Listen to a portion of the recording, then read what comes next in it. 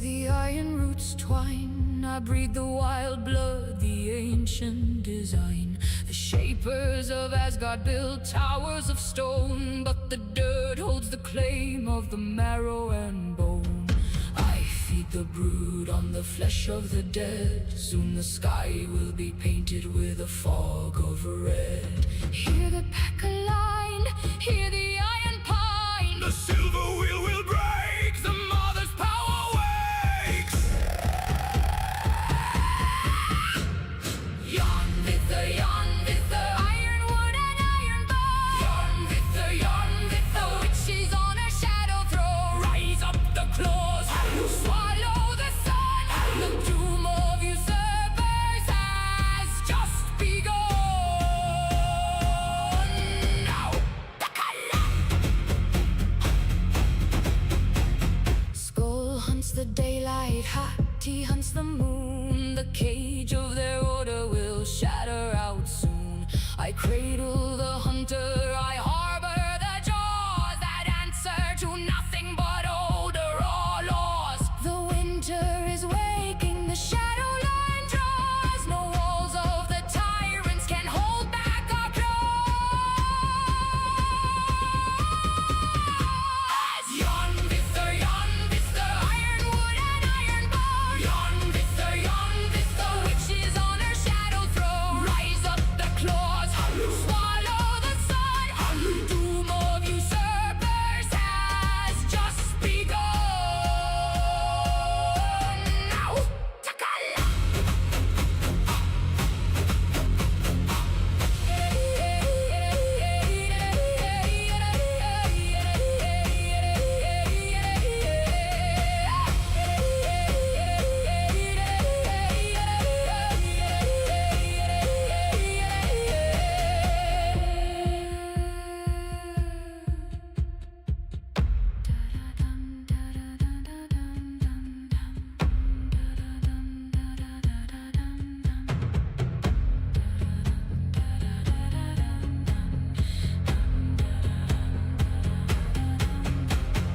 Tear them asunder,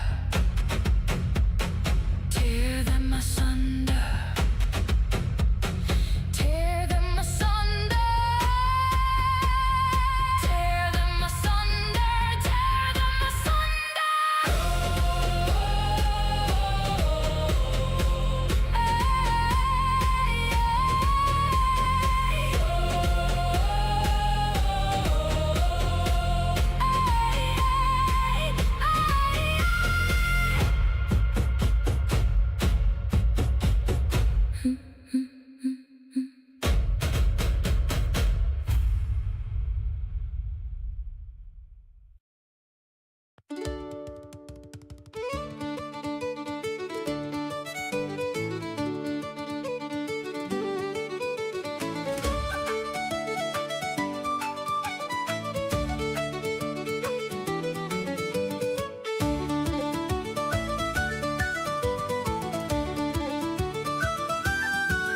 Near Banbridge town in the county down, one morning in July, from a bohin green I was clearly seen as I went traipsing by.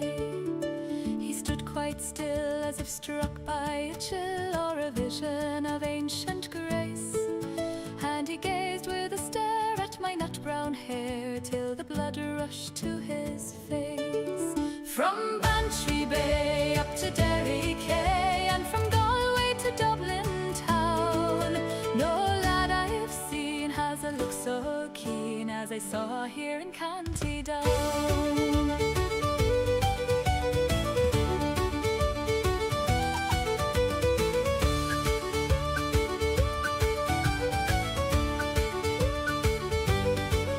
I gave no sign as he watched the line of my shadow as I passed, but I felt the heat of his gaze so sweet, and I knew the spell was cast. He gripped his walking stick with a hand so quick as he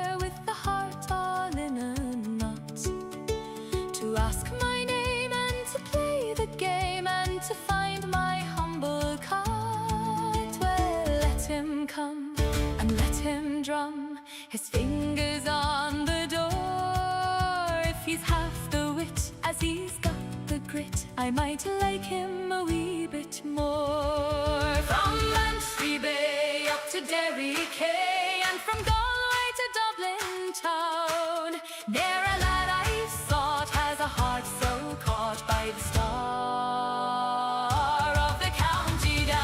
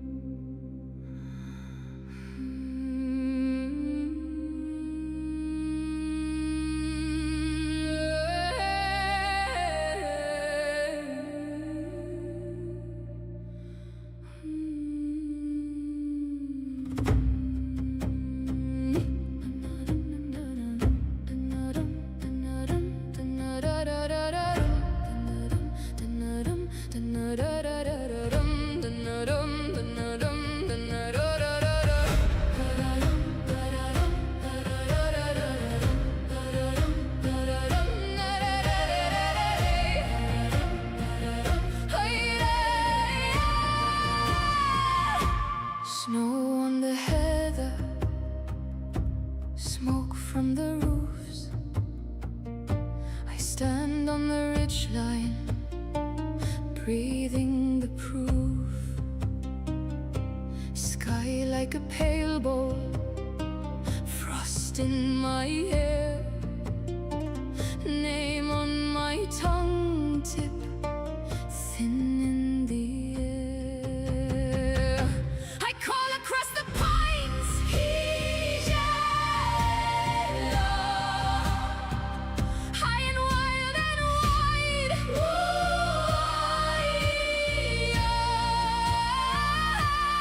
If you're lost, then follow the sound. Let it guide you through the night.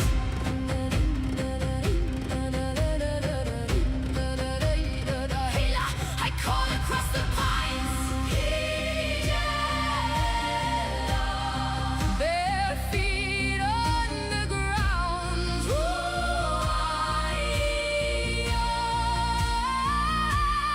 If your heart can hear my cry, you will find your way back home.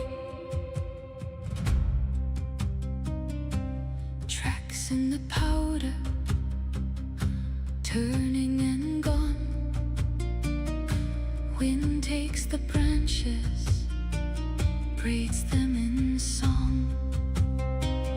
Far in the darkness, something replies, echo or answer, tears in my eyes. Ooh, where are you now? I won't fall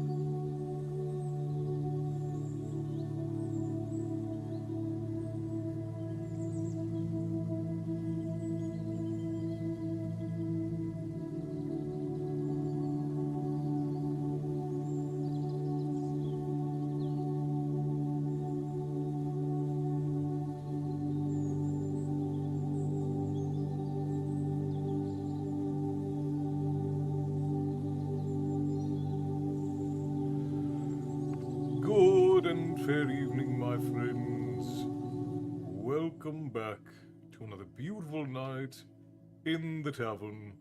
I do apologize. Tonight was an actual bit of a romp.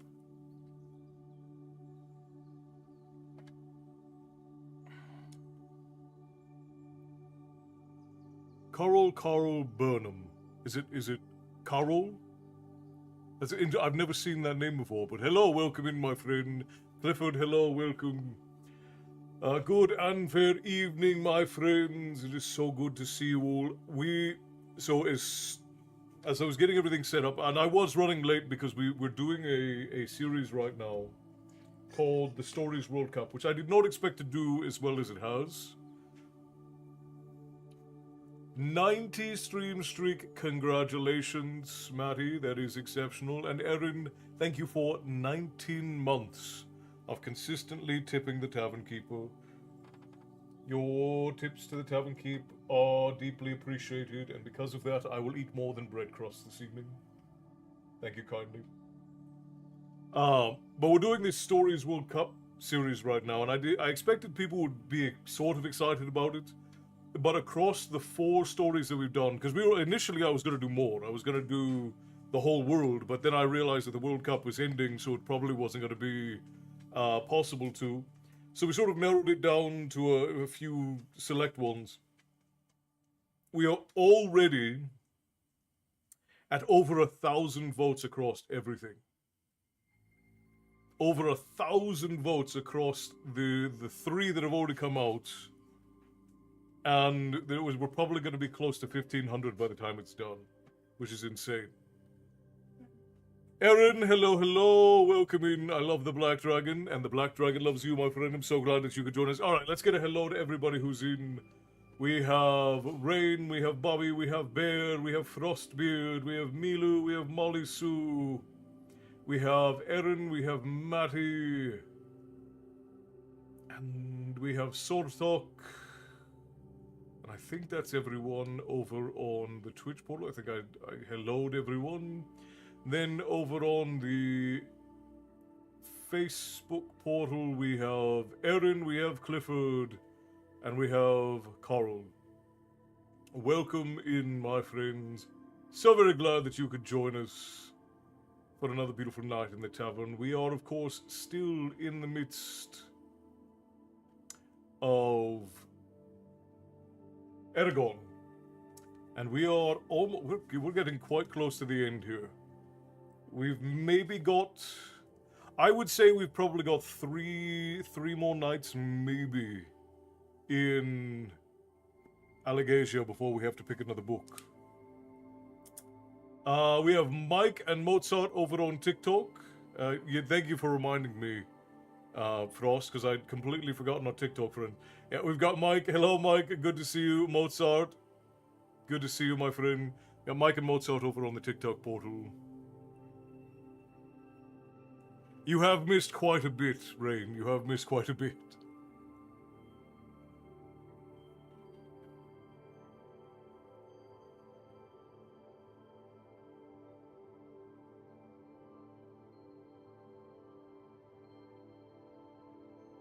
Oh, I see. But my friends when I was younger called me Carl. I see. Well, welcome in, my friend. I'm glad that you could join us. Sandria, hello, welcome in. Good to see you. And Erin is now also on TikTok. Hello. Oh, work has me getting up at 6:45 a.m. Yeah, I know, and I need to be opening the portals earlier so you all can come in. The lady and I have been working through so much stuff here in the tavern, and then this Stories World Cup thing has been, because I'm hand counting all the votes, so it ended up being way bigger than I thought it was going to be. It's way more way more work than I thought it was going to be. Yeah, today's Eragon, right? Tuesday's Bear. Are you trying to trick me? Eragon's on Tuesday, right? I think Bear's just trying to mess with me. trying to befuddle my already fuddled brain. 6:45 is awful. 6:45 is awful.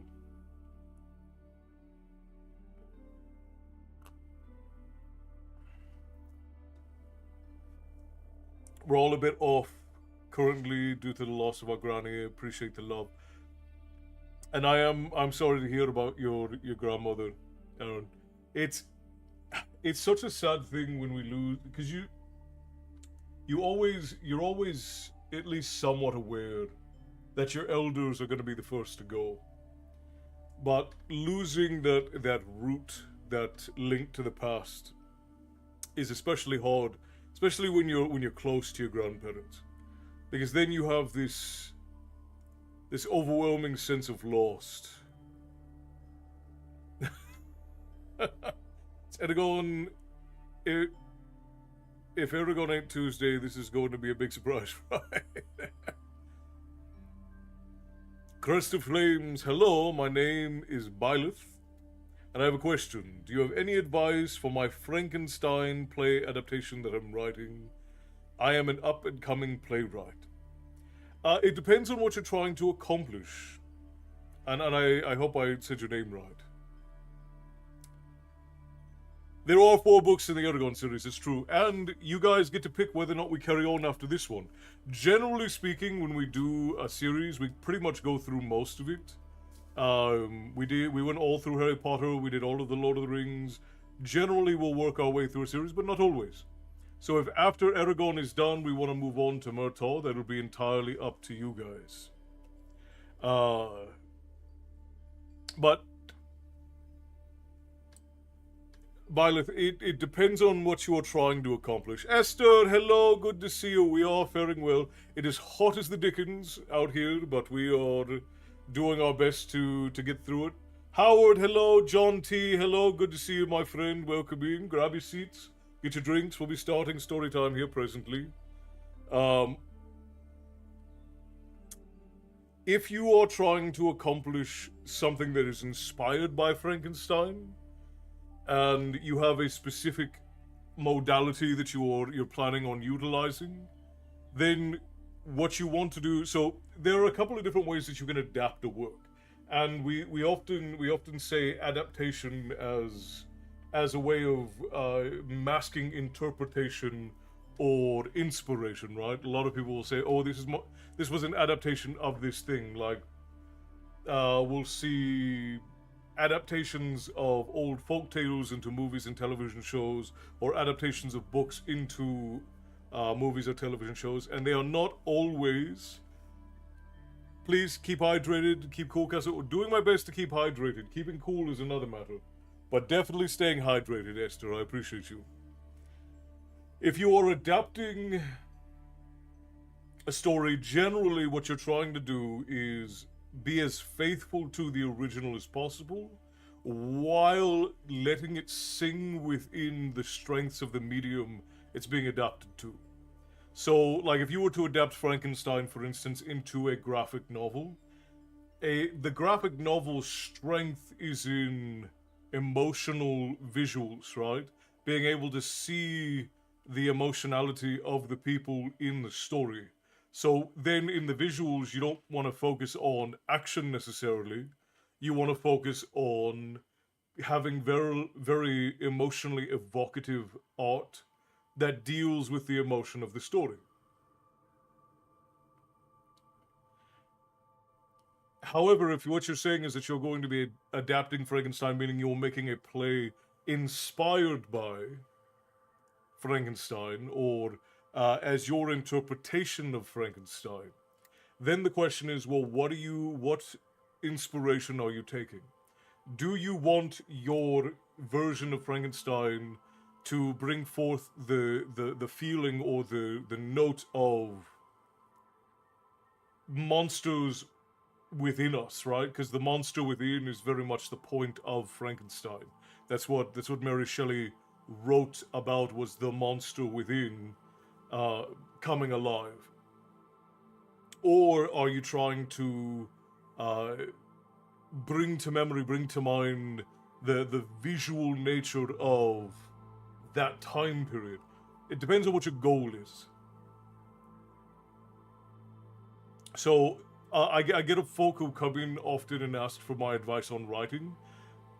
There's no general advice that works well for writing except for keep the viewer in mind. If you want advice on writing, very little general advice actually works. You have to have the specifics of what your goal is in the writing in order for advice to be functional. There's no like blanket advice that works for writing in the same way that there's no blanket advice that works for anything else. Bear 90 stream streak, thank you for that, my friend. I appreciate you. Absolutely legendary, the both of you. Always here for the telephone. If we can raise a glass to her, that would be nice. Yeah, we'll do that just before we start stories then, Aaron. What was your grandmother's name? Hello, friends. George, good to see you. Welcome in. Just wanted to pop in and have some proof of life. Yeah, it's true. But I must get some sleep, 11:07 p.m. Good night, Rain. Rest well. If you plan to leave up, then you can... if you want to leave up, I'll read gently so you can go to sleep. Frost, if you click on the points thing at the bottom, then the points thing at the bottom will let you in. Milu, no, it's probably because they have the pre-rolls on because I haven't run ads yet. So yeah, let me run. I'll run ads real quick and then we'll get started.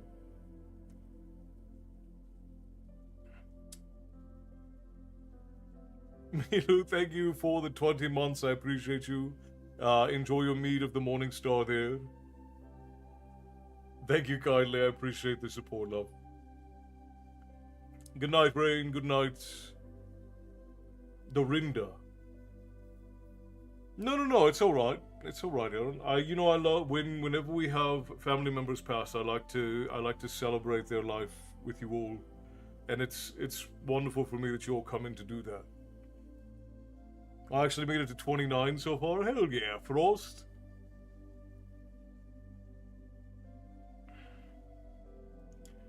But Violet, the best advice that I can give you is that when you are writing something that is for you, just write whatever story you want to write. But if you're going to write something that is for other people, that is intended to be viewed, think about what experience the viewer, the reader, the consumer of it is going to be getting out of the story.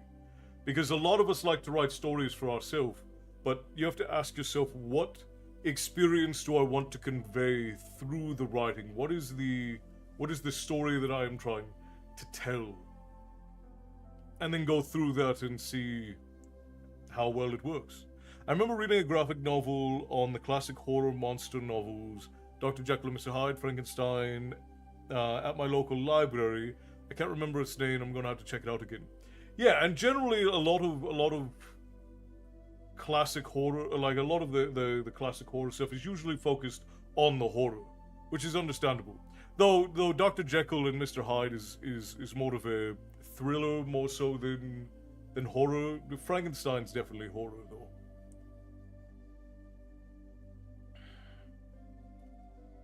We're gonna run ads here real quick. I'm gonna answer Esther's question, then we're gonna run our 3 minutes, and then we'll get 60 minutes without them. Castle, in my opinion, as a writer, if I'm writing, I write for an audience, which is generally good advice. If you're planning on ever being published, if you're planning on publishing, you should write true to yourself, but you have to write with an audience in mind, and that doesn't mean you're writing to please the audience, but you need to write with what experience you're planning on giving the audience in mind, and whether or not that experience is going to be something an audience will want.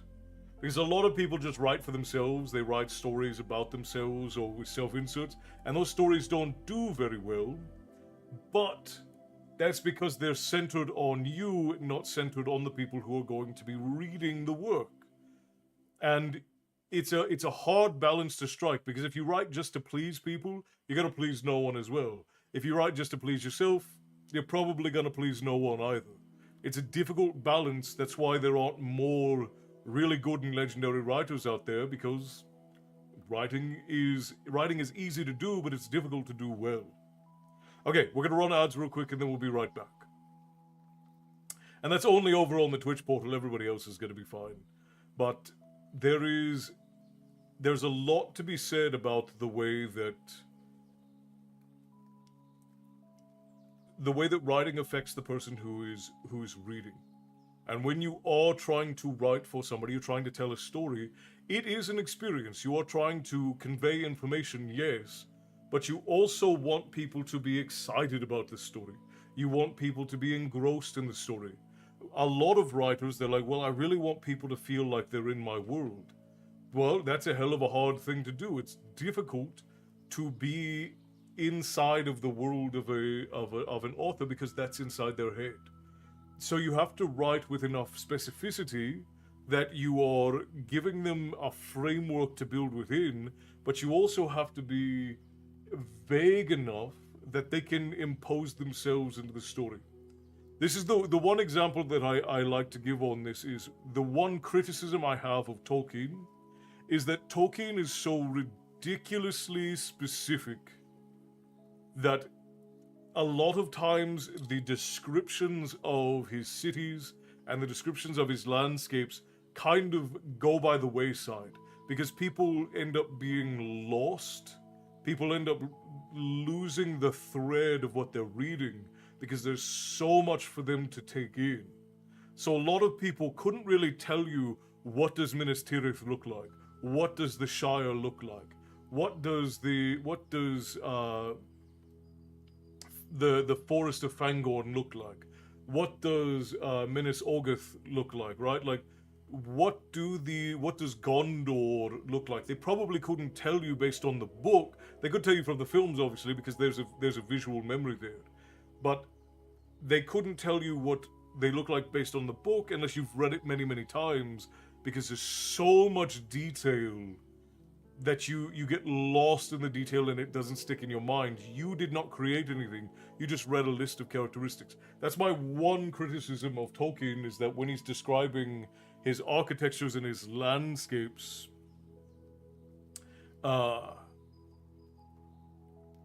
as a reader, I prefer an author that takes my imagination along for the ride. And by that I mean I want the scene to go directly into my mind. Right. And I agree. But there's still a line with that where if you're not careful with how much information you give, you will lose people because it's so much information to take in. So you have to have enough information in the way that you describe your scenes that the reader can imagine what it looks like. The reader can imagine where you and the character are in the world, while at the same time being able to have a small enough amount of information that they don't get lost in the sea of it. Because it's very, very easy to get lost in a sea of descriptions. Because if you have a half a page that's describing a city right as a character is walking into it, you're going to lose like 95% of the readers in doing that. It's just like if you have a character walk into a city and you're like, John, well, I'll use John walked through the front gates of City A. And in City A, there was a building on the left and a building on the right and a road in the middle, and he walked down the road in the middle. That is completely uninspired, and no one is going to picture anything from that, and they'll find it to be very boring. Whereas if you go into detailed descriptions of the Victorian architecture and the specific gildings and baroques of both buildings and who their designers were and the nameplates on the fronts of the houses, people get lost in that much information. So you have to...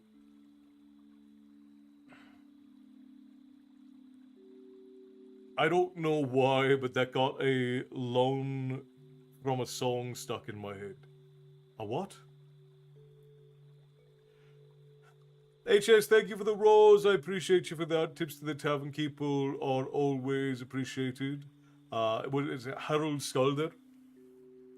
Castle, I enjoy writing, but my goal isn't simply to write, simply to satisfy myself. I write to connect with others, to create stories and words that resonate with my audience, evoke emotion, and leave a lasting impression. The greatest reward for me is knowing that what I've written has brought enjoyment, comfort, and inspiration and meaning to someone else. Yeah, and I think that that's a good place to be. Jokers to my left, jokers to my right. Stick in the middle with you. Oh, I see. Lyrics of a song. That's funny. That's funny. Well, and that's just it. It's like writing is a difficult balance because as a writer, you want to convey as much of the world as possible. And like Bear said, Bear likes to have a very evocative imagery. He likes to have a really painted scene. I don't mean that I wanted to take 10 pages for somebody to tell me how they parts there. Right, right. Hey, Santana, the legend returns. Hello, my friend. Good to see you. I'm currently trying to work on that very thing in my current story. I'm trying to give enough details that the picture is there, but not give every single detail. Yeah, you want there to be some fill-in, right? And I've talked with both Matty and Frost about this. And it's this balance of painting a picture. It's not even really painting a picture because what you're doing is you're creating a framework, and then you're letting the reader's mind sort of fill in the gaps. I find that when I'm writing my scenes lately, I am finding I want the scene to be felt to. Yeah, and the way generally that a good writer will balance this is that you'll have physical descriptors like the walls were a warm brown and the room smelled of fresh baked pie, right? Like, and then this way, what you're doing is you're giving details of the room, but you're also creating an emotional anchor in which people will put their own feelings and ideas on the walls with. The Witch, hello, haven't seen you in a while, my friend. TikTok loves to hide the tavern under a rock. I always thought that Dr. Jekyll and Mr. Hyde was about a man and his id told through the horror story set in Victorian England. But just my opinion, Frankenstein was horror about the hubris of a man who wanted to be on the same level with God, and he thought he was. Yeah, I'd say that that's a fair way to boil it down, Carol. But Carl, I'm sorry. And that's where you have to really look at the way that you write. Again, because a lot of writers really want to get deep into the details of their story, but you have to leave some anchor point for the emotion.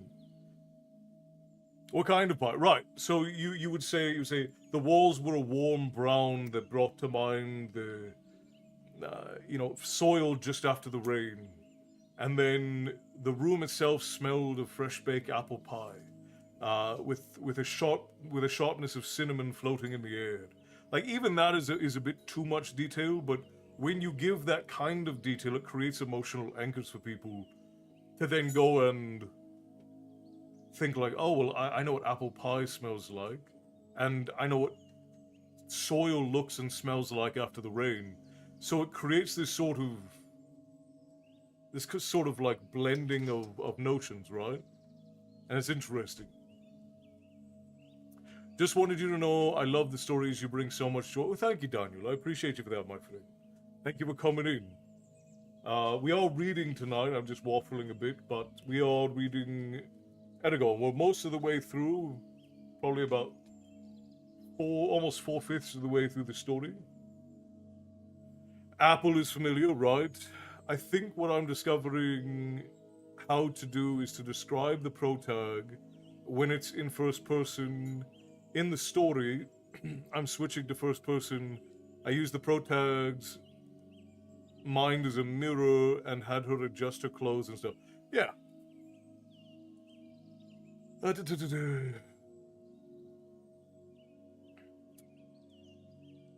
Right, we have a broken...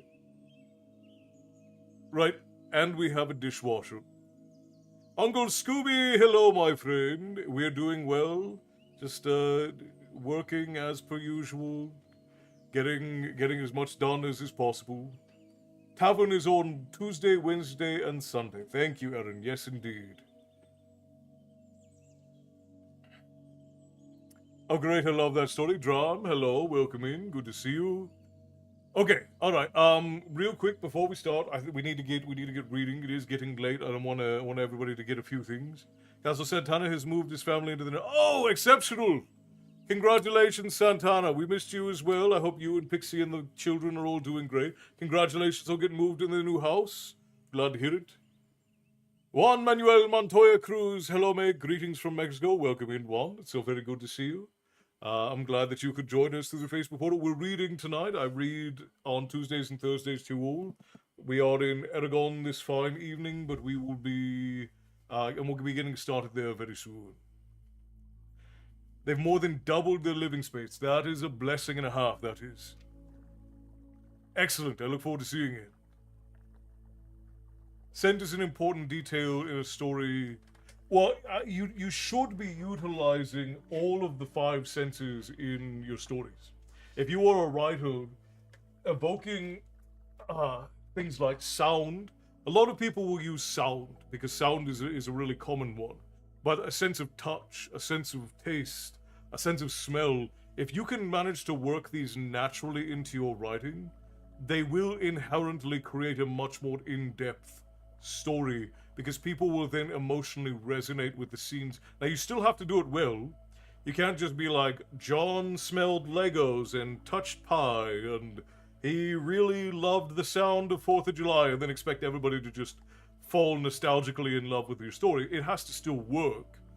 But utilizing the five senses is a great way to get people to fall in love with your story because it evokes emotion out of them. Yeah, thank you for the heart, me, Edwin. I appreciate you. Tips to the tavern keeper, always appreciated. The VA loan helped tremendously. I would imagine. I'm also realizing that book 2 has a huge error I need to edit out. Realize my Naga Lamia people didn't fit in book 2. So all the scenes with him are getting fixed. It is a constant thing, isn't it? Edwin, thank you for the hat and mustache. The mustaches always look weird on me on TikTok because they don't go well over my actual mustache. Mike, hello, good to see you. Welcome. Okay, so I recommend a book for you and the lady to listen to on Audible. It's called Dungeon Crawler Carl. It's fantastic. I've had a couple of folk recommend Dungeon Crawler Carl. I have not yet listened to or read it. But it's fairly popular. I hadn't heard of it until you all started recommending it to me. This is the first series I fell in love with. This is the first young adult series that I fell in love with. I was so blown away by Christopher Polides' ability to write as a teenager. Because we were about the same age when this book got published. And I was blown away by how incredible of a writer he was. It absolutely floored me. And I really fell in love with just the story and his ability to write in general. I'm realizing I romanticized it a little bit. He's not quite as good of a writer in his early days as I remember when I first read it, but he is an exceptional writer. All right, so before we get firing off, Edwin, thank you for the roses, my friend. I appreciate you for that. We are going to have a toast to the passing of Erin's grandmother, who just recently passed away. And we do this in the tavern because I believe in celebrating the lives of those who have passed on. Mourning for me is more of an idea of keeping alive the memory of those who have passed on, rather than being sad that they are gone. Because death is an inevitable part of living. It is the goal of all life. She passed yesterday morning at 3:40. So, we will raise a glass to Dorinda, who carried the memories and traditions and probably a great deal of the joy of gathering and family for Erin's family. So we raise a glass in remembrance of Dorinda And we hope that her family will continue to celebrate through the stories that she told, the recipes she passed on, the gatherings that she oversaw, and the love that she gave. Have a good and fine walk on to your next adventure, Dorinda. Sláinte.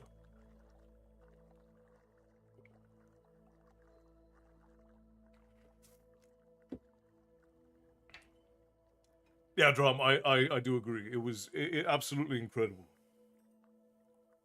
Garrett, thank you for the follow over on the TikTok portal. You marked the tavern on your map. You should be able to find your way back the next time that you seek a story.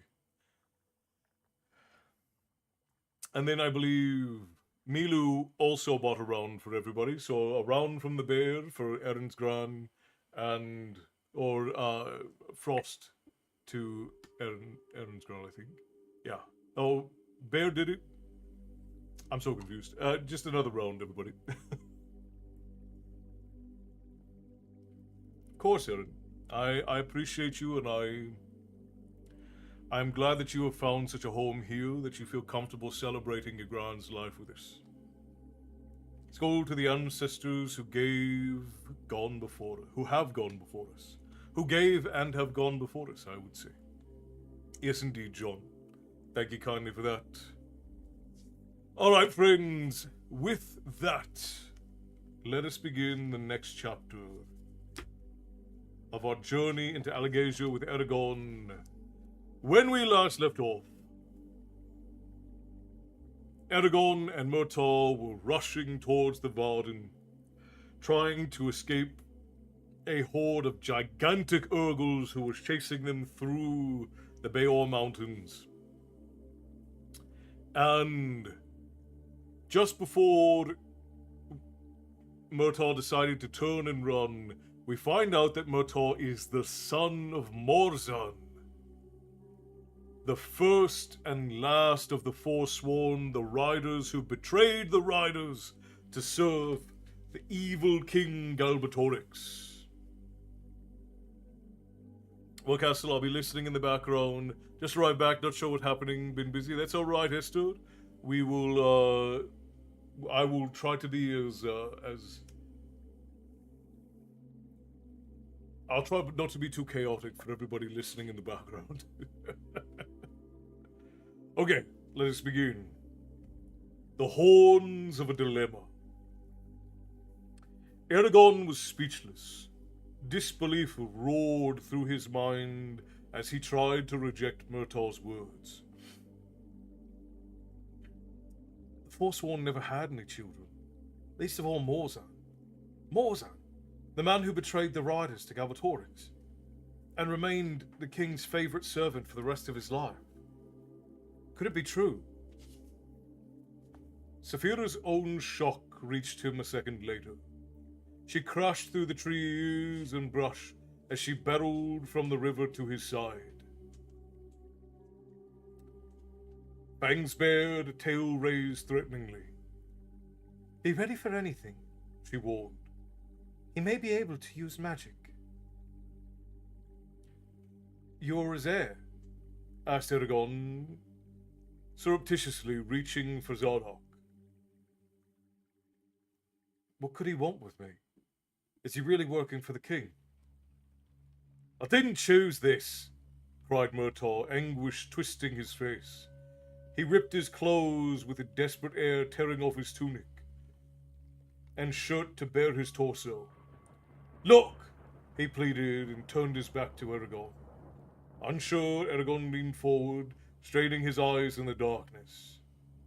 There, against Murtaugh's tanned and muscled skin, was a knotted white scar that stretched from his right shoulder to his left hip, a testament of some terrible agony. See that? Demanded Murtaugh bitterly. He talked quickly now, as if relieved to have his secret finally revealed. I was only 3 when I got it.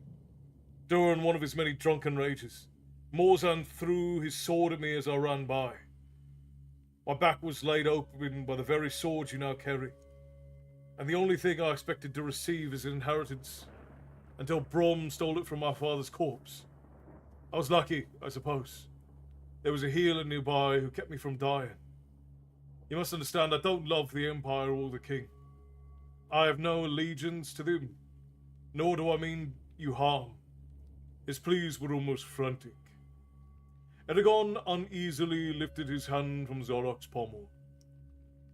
Then your father, he said in a faltering voice, was killed by.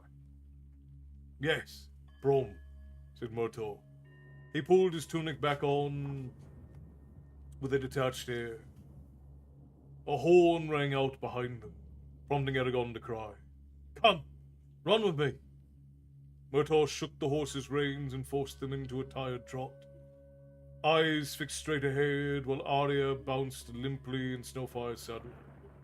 Saphira stayed by Eragon's side, easily keeping pace with her long legs. You could walk unhindered in the river. You could walk unhindered in the riverbed, he said as she was forced to smash through the dense web of branches.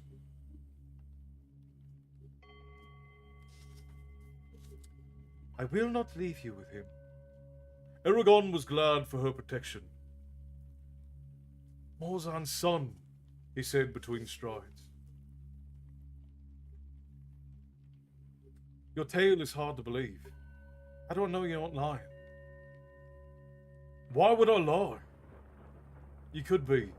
Murtaugh interrupted him quickly. I can't prove anything to you now.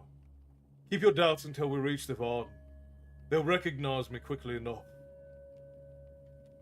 I must know, pressed Eragon. Do you serve the Empire? No, and if I did, what would I accomplish by traveling with you? If I were trying to capture or kill you, I would have left you in prison. Murtaugh stumbled as he jumped over a fallen log.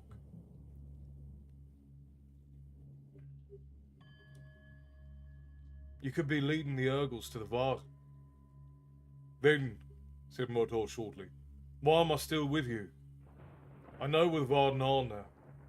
What reason could I have for delivering myself to them? If I were going to attack them, I'd turn around and join the Urgles.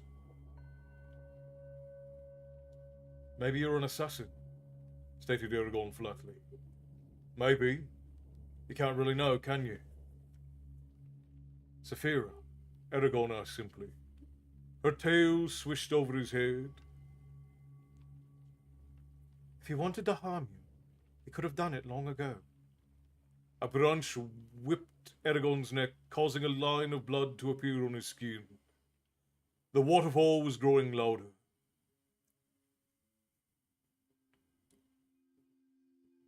I want you to watch Murtaugh closely when we get to the Varden. He may do something foolish, and I don't want him killed by accident. I'll do my best, she said as she shouldered her way between two trees, scraping off slabs of bark. The horn sounded behind them. Again. Eragon glanced over his shoulder, expecting the Urgles to rush out of the darkness. The waterfall throbbed dully ahead of them, drowning out the sounds of night. The forest ended, and Murtaugh pulled the horses to a stop. They were on a pebble beach directly to the left of the mouth of the Beartooth River. A deep lake, the deep lake Kothma Merna, filled the valley, blocking their way. The water gleamed and flickered with flickering starlight. The mountain walls restricted passage around Kothma Merna to a thin strip of shore on either side of the lake, both no more than a few steps wide. At the lake's far end, a broad sheet of water tumbled down a black cliff into the boiling mounds of froth.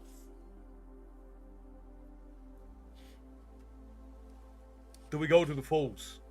Asked Murtaugh tightly. Yes, said Eragon, and he took the lead and picked his way along the lake's left side. The pebbles underfoot were damp and slime-covered. There was barely enough room for Saphira between the sheer valley wall and the lake. She had to walk with 2 feet in the water. They were halfway to the waterfall when Murtaugh warned. Argos! Eragon whirled around, rocks sprang from under his heel. By the shore of Cosmerna, where they had been only minutes before, hulking figures streamed out of the forest. The Ergos massed before the lake. One of them gestured at Saphira, and guttural words drifted over the water. Immediately the horde split and started around both sides of the lake, leaving Eragon and Murtaugh without an escape route. The narrow shore forced the bulky Cull to march single file. "Run!" barked Murtaugh, drawing his sword and slapping the horse on their flanks. Saphira took off without warning and wheeled back towards the Ergos. "No!" cried Eragon, shouting with his mind. "Come back!" But she continued, heedless of his pleas. With an agonizing effort, he tore his gaze from her and plunged forward, wrenching Zarok from its sheath. Saphira dived at the Ergos, bellowing fiercely. They tried to scatter, but were trapped against the mountainside. She caught the Cull between her talons and carried the screaming creature aloft, tearing at it with her fangs. The silent body crashed into the lake a moment later, an arm and a leg missing. The Cull continued around Castamana, undeterred. With smoke streaming from her nostrils, Saphira dived at them again. She twisted and rolled as a cloud of black arrows shot towards her. Most of the darts glanced off her scales, leaving no more than bruises. But she roared as the rest pierced her wings. Eragon's arms twinged in sympathetic pain, and he had to restrain himself from rushing to her defense. Fear flooded his veins as he saw the line of Ergos closing in on them. He tried to run faster, but his muscles were too tired and the rocks too slippery. Then, with a loud splash, Saphira plunged into Castamana. She submerged completely, sending ripples across the lake. The Ergos nervously eyed the dark water lapping their feet. One growled something indecipherable and jabbed a spear at the lake. The water exploded as Saphira's head shot out of the depth. Her jaws closed on the spear, breaking it like a twig as she tore it out of the Cull's hands with a vicious twist. And before she could seize the Ergol himself, his companions thrust at her with their spears, bloodying her nose. Saphira jerked back and hissed angrily, beating the water with her tail, keeping his spear pointed at her.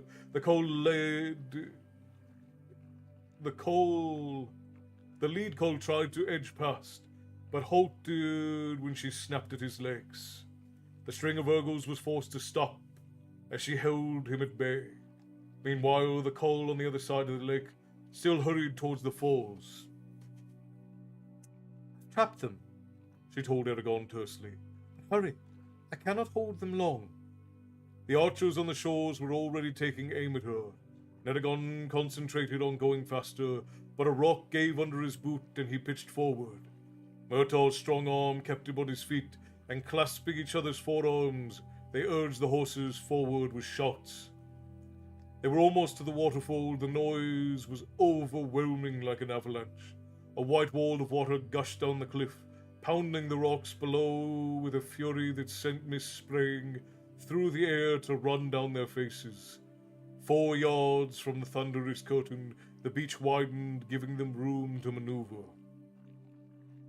Saphira roared as an Ergo spear grazed her haunch, then retreated underwater. With a withdrawal, the Cull rushed forward in long strides. They were only a few hundred feet away. "What do we do now?" Murtaugh demanded coldly. "I don't know. Let me think," Eragon cried, searching Arya's memories for her final instructions. He scanned the ground until he found the rock the size of an apple, grabbed it, then pounded on the cliff next to the falls, shouting, "Aye, Varden, Arver du, Shurtugos got that vanet." Nothing happened.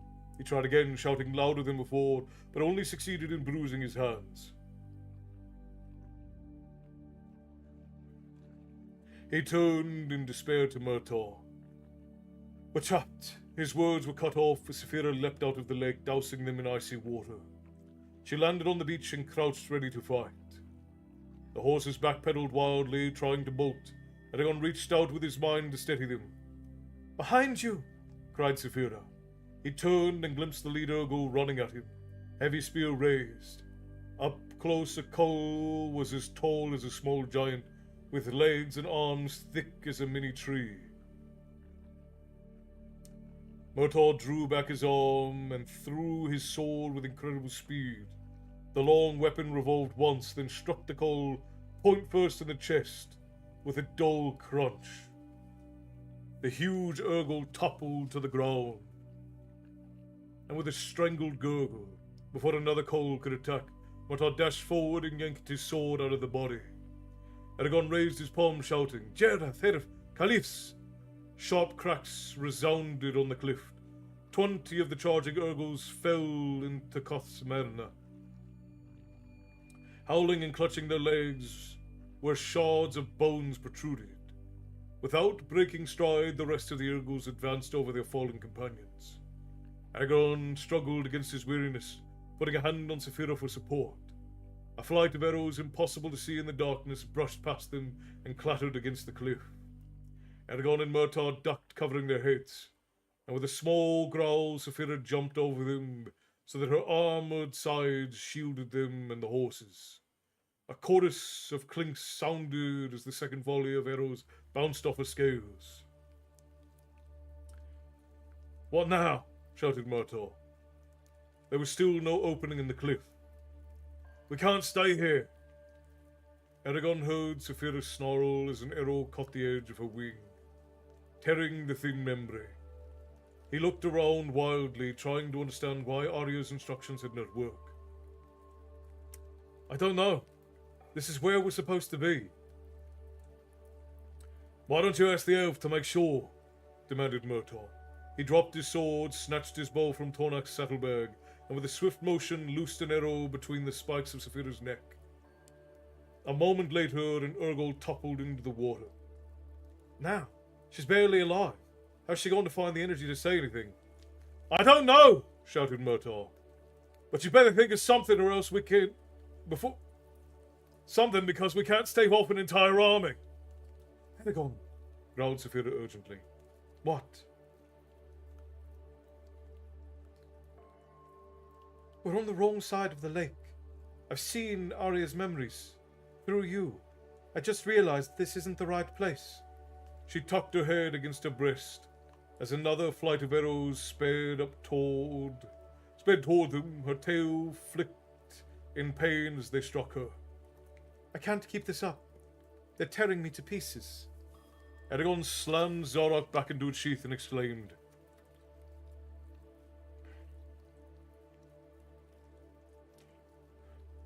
The Varden are on the other side of the lake. We have to go through the waterfall. He noted the dread of Urgles across Kothmerna. We're almost to the falls.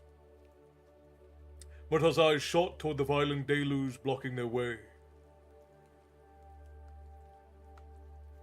We'll never get the horses through there, even if we can hold our own footing. I'll convince them to follow us, snapped Eragon, and Saphira can carry Arya. The Urgle's cries and bellows made Snowfire snort angrily.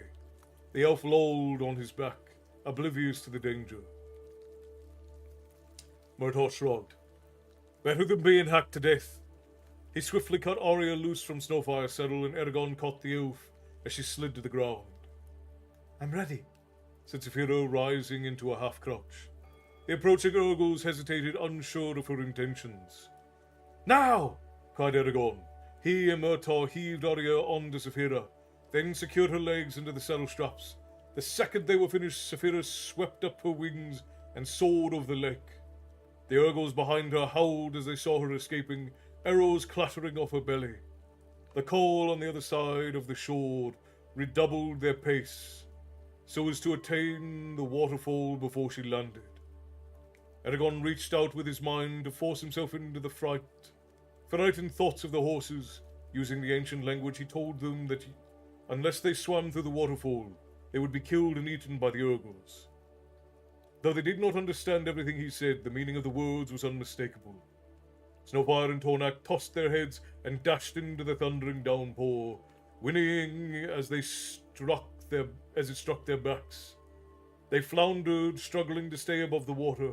Murtaugh sheathed his sword and jumped in after them. His head disappeared under the froth of bubbles, and he bobbed up, sputtering. The Urgles were right behind Eragon, and he could hear their feet crunching on the gravel. With a fierce war cry, he leapt after Murtaugh, closing his eyes as a second before the cold water pummeled him. The tremendous weight of the waterfall slammed down on his shoulders with back-breaking force. The water's mindless roar filled his ears as he was driven to the bottom, where his knees gouged the rocky lake bed. He kicked off with all his strength and shot partway out of the water, and before he could take a gulp of air, the cascade rammed him back underwater. All he could see was a white blur of foam that billowed around him.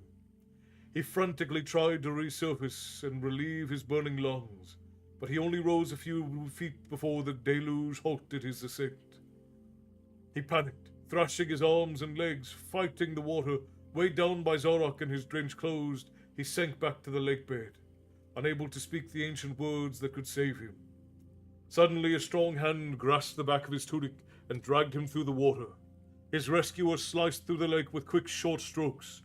Eragon hoped it was Murtaugh and not an Urgle.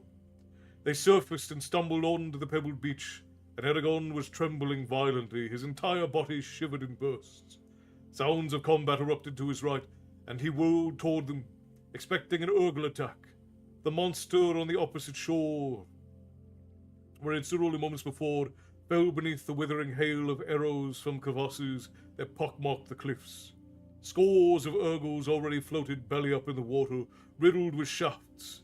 The ones on Eragon's shore were similarly engaged. Neither group could retreat from their exposed positions, for rows of warriors had somehow appeared all behind them. Where the lake met the mountainside, all that prevented the nearest cove from rushing Eragon was a steady rain of arrows. The unseen archers seemed determined to keep the Urgles at bay. A gruff voice next to Eragon said, "Ach, Guntaraz Dorzada, what were you thinking? You could have drowned." Eragon jerked. With surprise, it was not Murtaugh standing by him, but a diminutive man no taller than his elbow. The dwarf was busy wringing water out of his long braided beard. His chest was stocky, and he wore a chainmail jacket cut off at the shoulders to reveal muscular arms.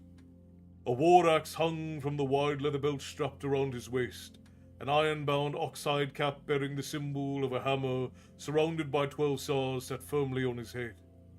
Even with the cap, he barely topped 4 feet. He looked longingly at the fighting and said, "Balzerul, but I wish I could join them." A dwarf.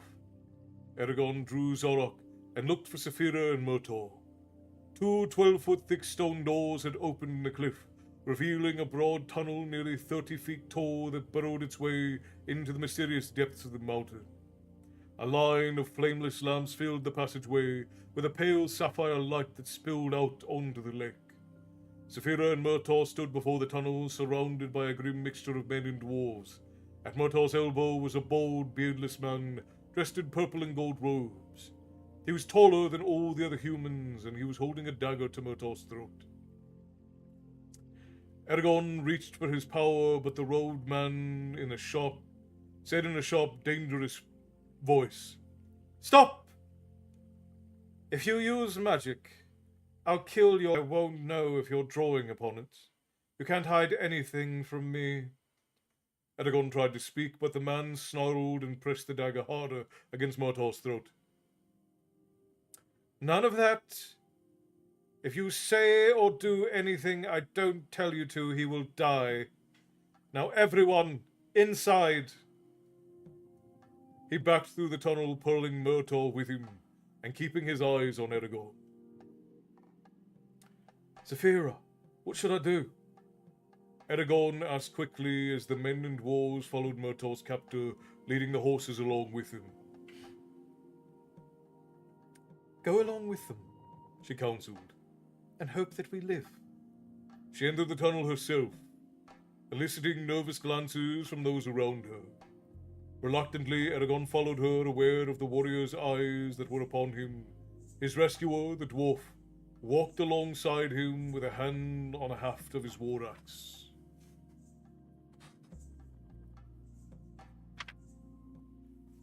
Utterly exhausted, Eragon staggered into the mountain. The stone doors swung shut behind them, with only a whisper of sound. He looked back and saw a seamless wall where the opening had been. They were trapped inside. But were they any safer? And so ends this chapter of Eragon. Kayla, hello. I'm so stuffy it actually hurts. There was a storm rolling in, so help me. I don't know what it's been, but I've been terribly congested. I'm sorry that you're going through it, Kayla. I hope that you're otherwise doing and feeling all right. Crystal, hello. Jody, hello. Neko, hello. Good to see you all. Welcome, welcome, welcome. We need good men like you to bring this back to our generation. So amazing to listen and learn from you. Well, thank you always, Will. I appreciate that. That's a very kind and generous thing to say. Thank you so much.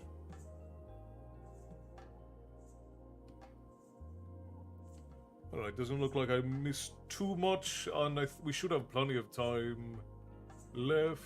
Yeah, we got 20 minutes. What do you say, friends? Should we carry on to the next chapter?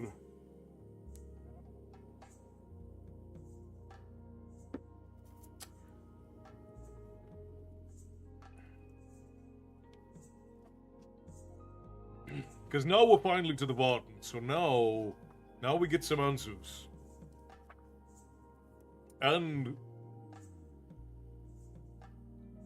one more, next chapter, please. Alright, we'll do it. Interestingly enough, the next chapter is titled Hunting for Answers.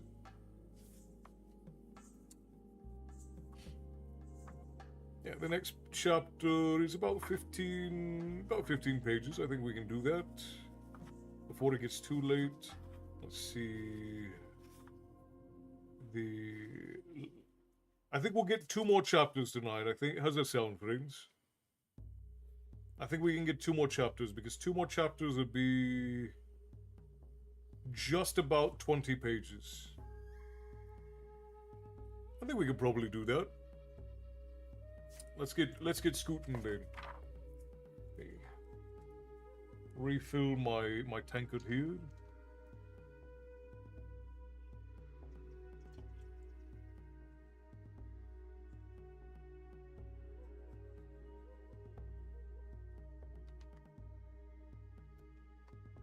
Yes, please. All right, let's do it.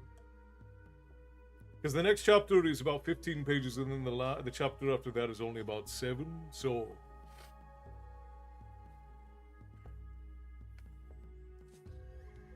the next chapter of Eragon by Christopher Polini. Hunting for Answers. This way, snapped the bold man. He stepped back, keeping the dagger pressed under Murtaugh's chin, then wheeled to the right. Disappearing through an arched doorway, the warriors cautiously followed him. Their actions centered on Eragon and Saphira. The horses were led into a different tunnel. Dazed by the turn of events, Eragon started after Murtaugh. He glanced at Saphira to confirm that Arya was still tied to her back. She has to get the antidote, he thought frantically, knowing that even with Skilna Bara, even then the Skilna Bara was fulfilling its deadly purpose within her flesh. He hurried through the arched doorway and down the narrow corridor after the bold man. The warriors kept their weapons pointed at him. They swept past a sculpture of a peculiar animal with thick quills. The corridor curved sharply to the left, then to the right. A door opened and they entered a bare room large enough for Saphira to move around with ease. There was a hollow boom as the door closed, followed by a loud scrape of a bolt secured on the outside. Eragon slowly examined his surroundings. Zarok was tight in his hand. The walls, floor, and ceiling were made of polished white marble that reflected a ghost image of everyone, like a mirror of veined milk. One of the usual lanterns hung in each corner. "There's an injured," he began, but the sharp gesture from the bold man cut him off. "Do not speak. You must wait until you've been tested." He shoved Murtaugh over to one of the warriors, who pressed a sword against Murtaugh's neck. The bold man clasped his hands together softly. "Remove your weapons and slide them to me." A dwarf unbuckled Murtaugh's sword and dropped it to the floor with a clank. Loath to be parted with Zarok, Eragon unfastened the sheath and set it and the blade on the floor. He placed his bow and quiver next to them, and then pushed the pile towards the warrior.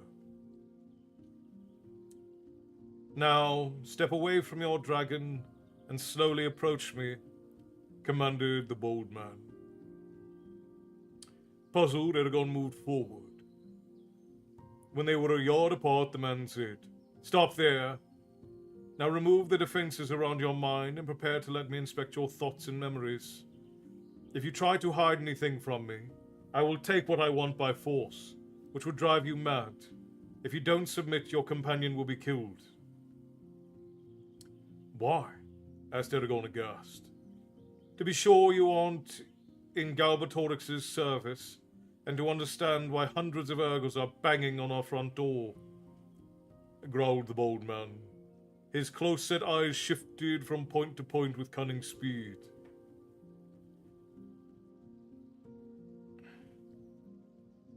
"No one may enter Farthen Door without being tested." "There isn't time. We need a healer," protested Eragon.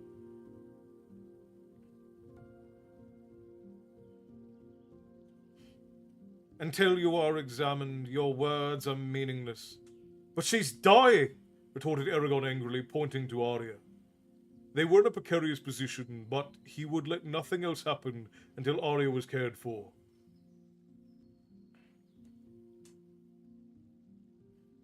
"It will have to wait. No one will leave this room until we have discovered the truth of this matter, unless you wish—" The dwarf who had saved Eragon from the leg jumped forward. "Are you blind, Agus Khan? Can't you see that's an elf on the dragon? We can't help. We cannot keep her here if she's in danger. Ajihad and the king will have our heads if she's allowed to die." The man's eyes tightened with anger.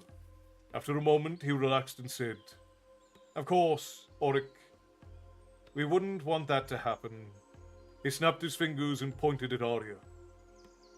"Remove her from the dragon." Two human warriors sheathed their swords and hesitantly approached Saphira, who watched them steadily. "Quickly, quickly!" The men unstrapped Arya from the saddle and lowered the oaf to the floor. One of the men inspected her face, then said sharply, "It's the dragon egg courier! Arya!" "What?" exclaimed the bold man. The dwarf Auric's eyes widened with astonishment. The bold man fixed his steely gaze on Eragon and said flatly, "You have much explaining to do." Eragon returned his intense stare with all the determination he could muster. "She was poisoned with the Skilna Bra while in prison. Only Tunivor's nectar can save her now."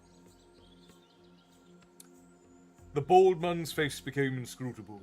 He stood motionless except for his lips, which twitched occasionally. "Very well. Take her to the healers and tell them what she needs. Guard her until the ceremony is completed. I will have new orders for you by then." The warriors nodded curtly and carried Arya out of the room. Eragon watched them go, wishing that he could accompany her. His attention snapped back to the bold man as he said, "Enough of this. We have wasted too much time already. Prepare to be examined." Eragon did not want this hairless, threatening man inside his mind, laying bare his every thought and feeling, but He knew that resistance would be useless. The air was strained. Murtaugh's gaze burned into his forehead. Finally, he bowed his head. I'm ready. Good, then. He was interrupted by Auric as he said abruptly, You better not harm him, Agraz Khan, else the king will have words for you. The bold man looked at him irritably and then faced Eragon with a small smile. Only if he resists. He bowed his head and chanted several inaudible words. Eragon gasped with pain and shock as a mental probe clawed its way into his mind. His eyes rolled up into his head and he automatically began throwing up barriers around his consciousness. The attack was incredibly powerful.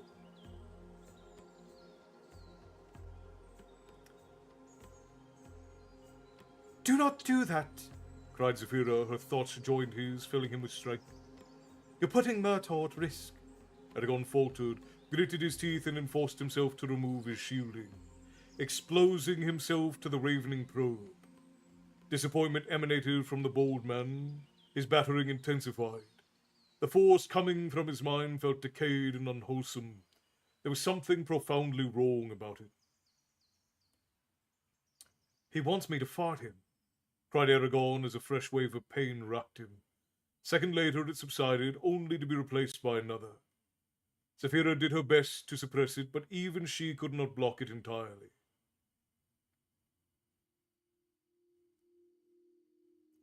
Give him what he wants, she said quickly, but protect everything else. I'll help you. His strength is no match for mine. I'm already shielding our words from him.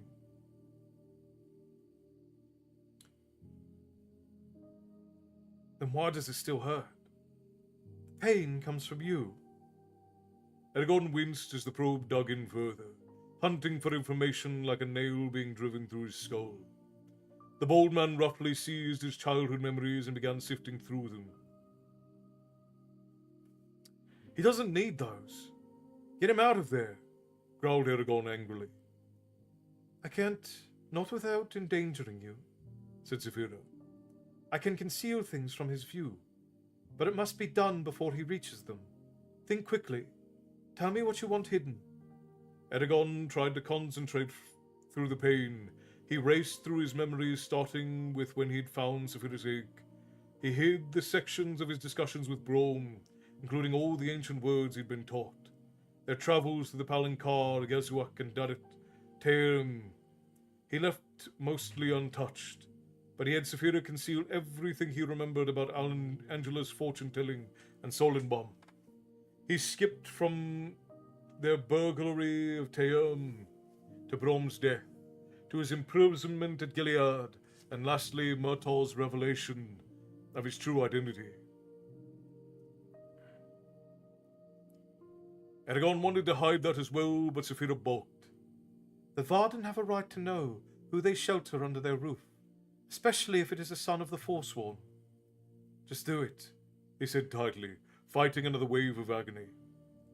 I won't be the one to unmask him. At least, not to this man. It'll be discovered as soon as Murtaugh is scanned, warned Zafira sharply. Just do it.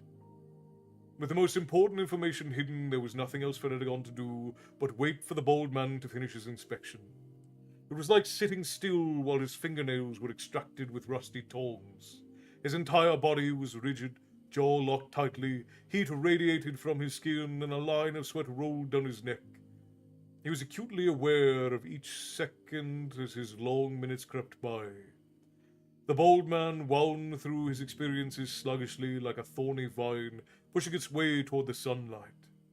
He paid keen attention to many things Eragon considered irrelevant, such as his mother, Selena, and seemed to linger on purpose so as to prolong the suffering. He spent a long time examining Eragon's recollections of the Razak, and then later the Shade. It was not until his adventures had been exhaustively analyzed that the bold man began to withdraw from Eragon's mind. The probe was extracted like a splinter being removed. Eragon shuddered, swayed, and then fell toward the floor. Strong arms caught him in the last second, lowering him to the cool marble. he heard Ulrich exclaim from behind him, "You went too far! He wasn't strong enough for this!" "He'll live. That's all that is needed," answered the bold man curtly. There was an angry grunt. "What did you find?" Silence. "Well, is he to be trusted or not?"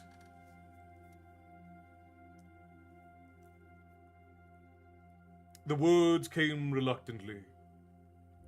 "He is not your enemy." There was an audible... Oh. "He is not your enemy." There was an audible sigh of relief throughout the room. Oh wait, hang on. Who said this? Oh, okay, it is the bald guy. "He is not your enemy." There were audible sighs of relief throughout the room. Eragon's eyes fluttered open, and he gingerly pushed himself upright. "Easy now," said Ulrich, wrapping a thick arm around him and helping him to his feet. Eragon wove unsteadily, glaring at the bold man.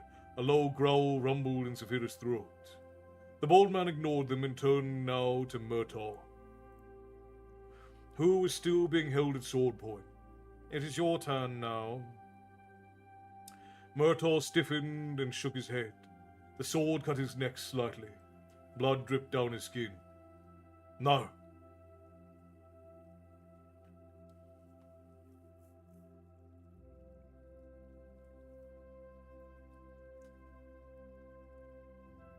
"You will not be protected here if you refuse."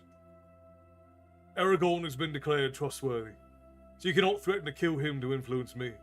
And since you can't do that, nothing you do or say will convince me to open my mind."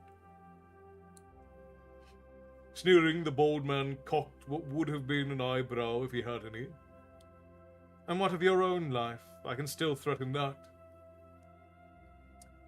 "It won't do any good," said Murtaugh stonily, and with such conviction that it was impossible to doubt his word. The bold man's breath exploded angrily. "You don't have a choice!" He stepped forward and placed his palm on Murtaugh's brow, clenching his hand to hold him in place. Murtaugh stiffened, face growing as hard as iron, his fist clenched, neck muscles bulging. He was obviously fighting the attack with all his strength. The bold man bared his teeth with fury and frustration at the resistance. His fingers dug mercilessly into Murtaugh's. Eragon winced in sympathy, knowing the battle that raged between them. "Can't you help him?" he asked Saphira. "No," she said softly. "He will allow no one into his mind." Ulrich scowled darkly as he watched the combatants.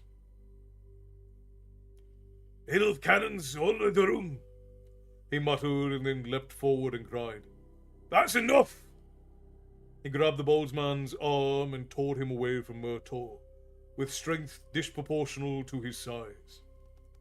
The bold man stumbled back and then turned on Ulrich furiously. "How dare you!" he shouted. "You questioned my leadership, opened the gates without permission, and now this. You've shown nothing but insolence and treachery. Do you think your king will protect you now?" Ulrich bristled. "You would have let him die. If I had waited any longer, the Urgles would have killed them." He pointed at Murtaugh, whose breath came in great heaves. "We don't have any right to torture him for information. Ajihad won't sanction it. Not after you've examined the rider and found him free of fault. And they brought us Arya." "Would you allow him to enter unchallenged? Are you so great a fool you put us all at risk?" demanded the bold man. His eyes were feral and loosely chained rage. He looked ready to tear the dwarf to pieces. "Can he use magic?" "Can he use magic?" roared Ulrich, his deep voice echoing in the room. The bold man's face suddenly grew expressionless. He clasped his hands behind his back. "No." "Then what do you fear? It's impossible for him to escape. He can't work any devilry with all of us here, especially if your powers are as great as you say." But don't listen to me. Ask Ajihad what he wants to do.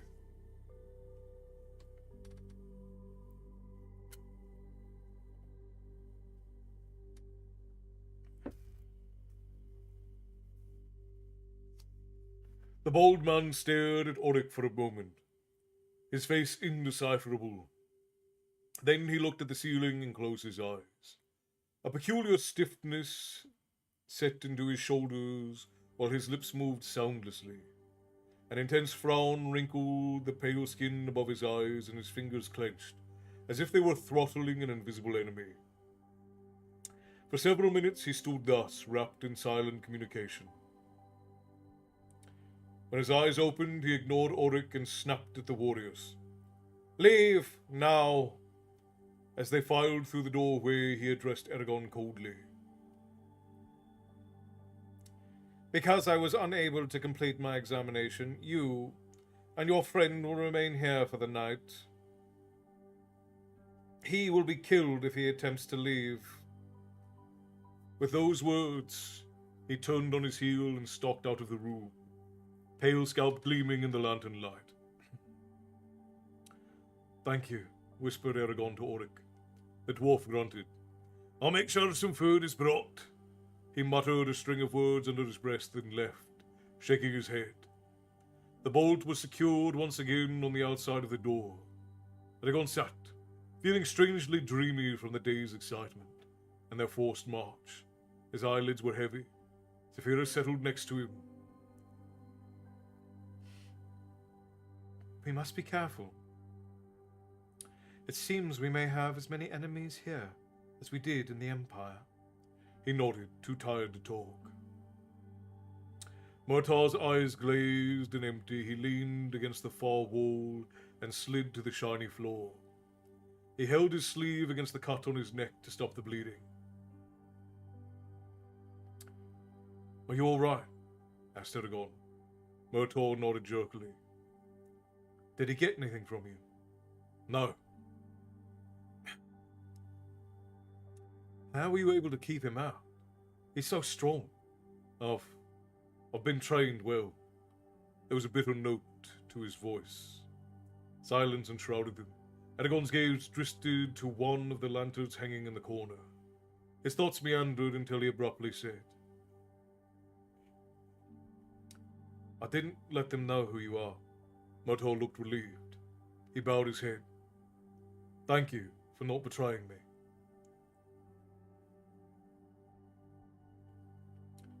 "They didn't recognize you?" "No." "And you still say that you're Morzan's son?" "Yes," he sighed. Eragon started to speak but stopped as he felt hot liquid splash into his hand. He looked down and was startled to see a drop of dark blood roll off his skin. It had fallen from Saphira's wing. "I forgot, you're injured," he exclaimed, getting up with effort. "I better heal you." "Be careful. It's easy to make mistakes when you're this tired." "I know." Saphira unfolded her wings and lowered it to the floor. Murtaugh watched as Eragon ran his hands over the warm blue membrane, saying, "Was hell," whenever he found an arrow hole. Luckily, all the wounds were relatively easy to heal, even those on her nose. Task completed, Eragon slumped against Saphira, breathing hard. He could feel her great heart beating with a steady throb of life. "I hope they bring us food soon," said Murtaugh. Eragon shrugged. He was too exhausted to be hungry. He crossed his arms, missing Zartok's weight by his side.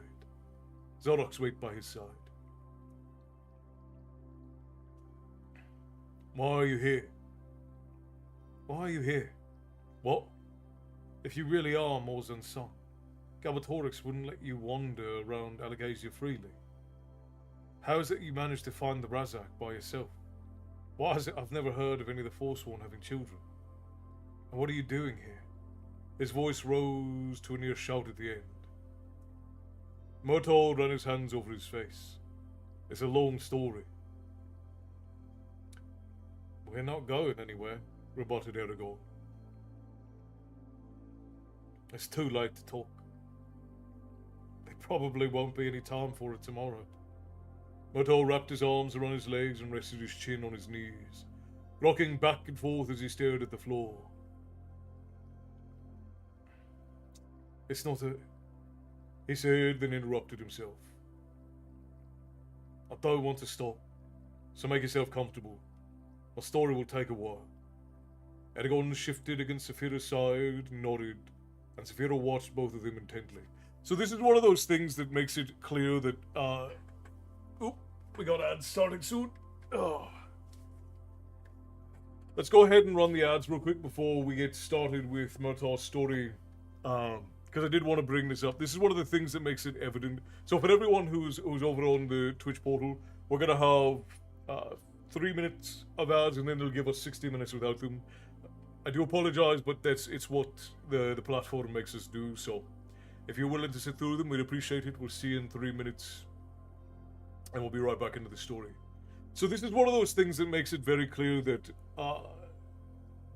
Pallidi was very young when he wrote this, because they just went through this whole thing of like disguising his identity and saying, oh, we have to be careful that they don't figure it out. And now they're just openly talking about it in a room where a bunch of people have magic, and they could very easily, look in and see it going on. Sinomi, hello! Good to see you. Welcome in. I'm so very glad that you could join us. And welcome into everyone who is new. For anyone who's not been in before, I am Castle. This is my tavern, and here we talk about myth and lore and tales of yore. And every now and again, I read you all a bedtime story, which is what we're doing tonight. Reading to you from Eragon, the first book in the Inheritance series. I'm hopping over here to avoid ads on Twitch.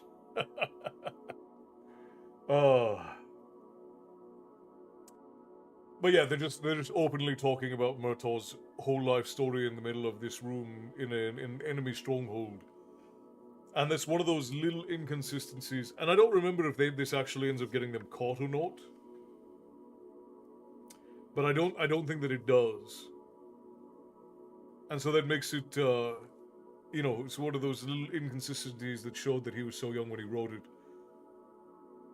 Just a minor oversight, but a pretty big one for implications within the story, you know. Thank you for the stretch, Frost. I appreciate you, and for the drink. Oh.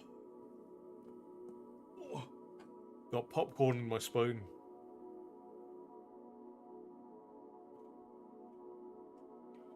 It is smart. It is smart. Milo.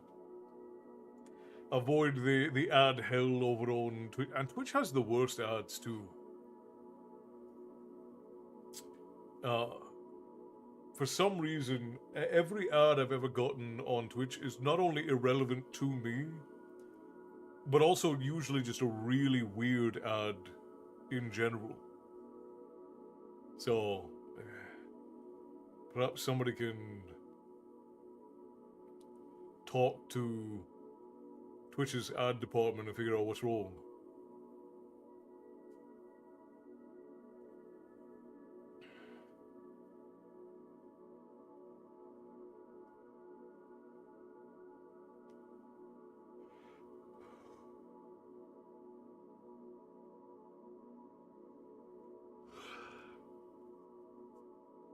Mine are usually somewhat relevant or in French. YouTube is the same. Oh, interesting. I get a lot in Spanish, and I do not speak Spanish. Not even a little bit. Also, Curious Castle, I have a catfolk race in my stories universe. Does Catsith work as a name for it? It came originally from Catshi, but I don't know that I like it. Should I go broader? So again, you have to look at the etymology of the name. Ask yourself, why did they get the name? Why did this name develop, right? So it's like, think about groups of people today, right? You have Hindus, right? Hindus come from Hindustan. The Chinese are from China, but the etymology of China is from the Qin dynasty. The Qin dynasty was a family, and they eventually became the uniters of the three kingdoms, and then eventually ruled over a large majority of the landmass of what we know as China today, China and Mongolia, and so on. So, what is the reason why they have been given that name? Where did the name come from? So, Katshi are a subgroup of Eishi, or Daneninshi, or Lenaninshi from Irish and Scottish folklore. Catshi are just cats or fairies, fair folk that are in disguise as cats. That generally go around disguised as cats. And the Emerald Lady buys a round for the tavern. Thank you, Jody. Appreciate that. Raise your glass to the Emerald Lady. And then Drum has bought a shanty for the end.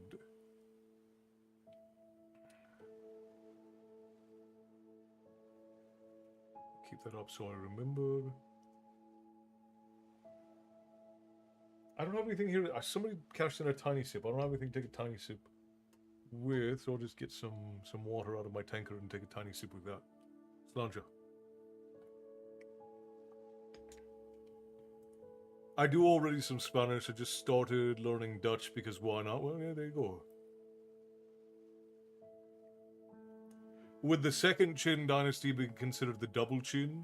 Very well could be. It would be the double Qin dynasty, yes.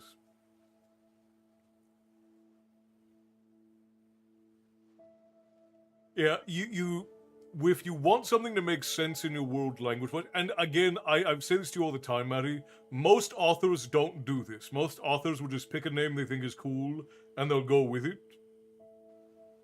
Yeah, it's for a tiny sip, and it's a little it's a little tiny butterbeer mug. We got it at a novelty shop, and so now I take tiny sips out of it. Good night, Frost. Rest well, brother. I appreciate you for all your help and your work. Off to bed with you, and we shall see you on the morrow, my friend.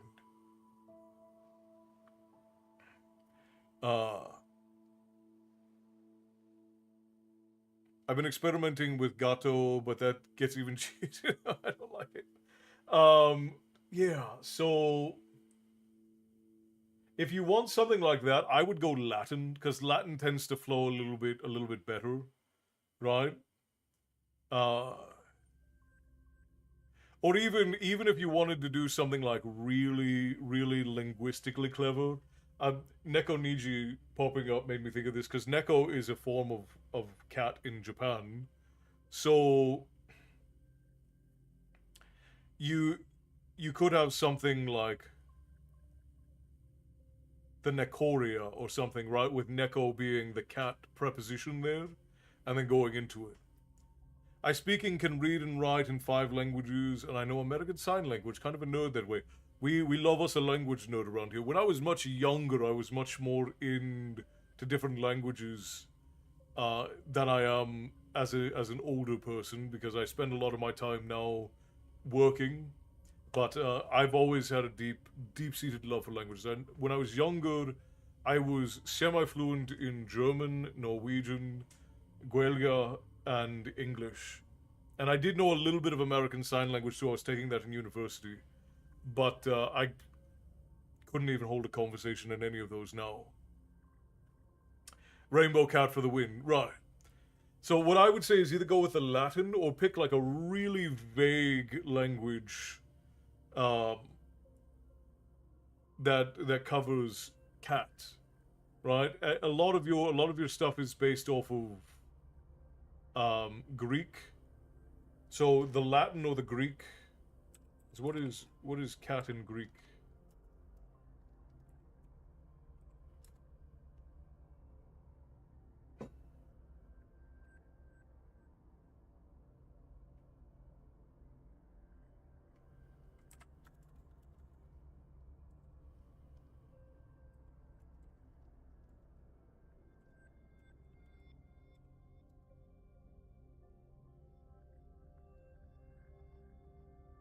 Yeah, in Greek it's gata.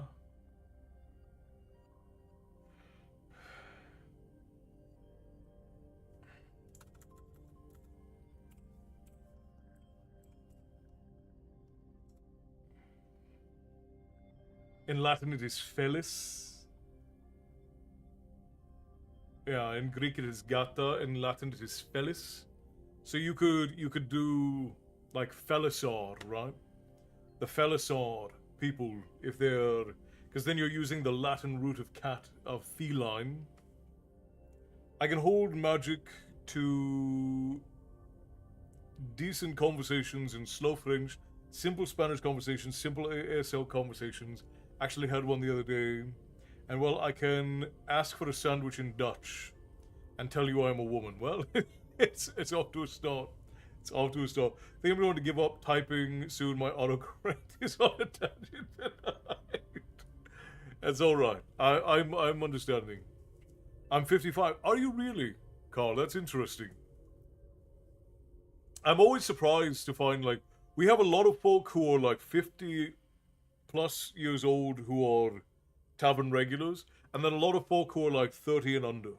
And then there are a few people who fall in the in between, but the vast majority of folk in the tavern are like 18 to like 35, and then 50, 55 and older, which is fascinating to me.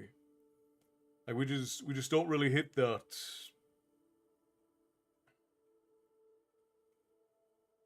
Bobby is in between, Milo is in between.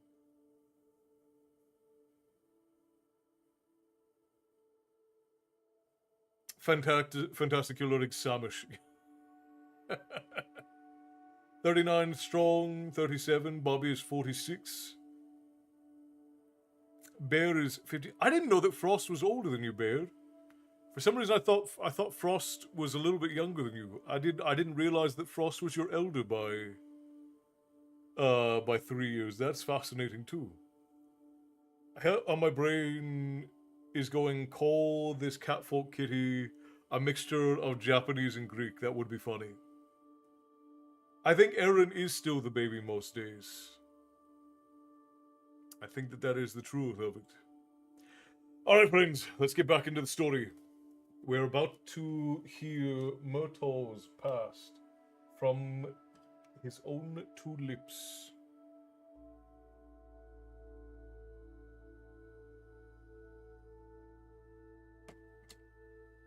Let's see what it is.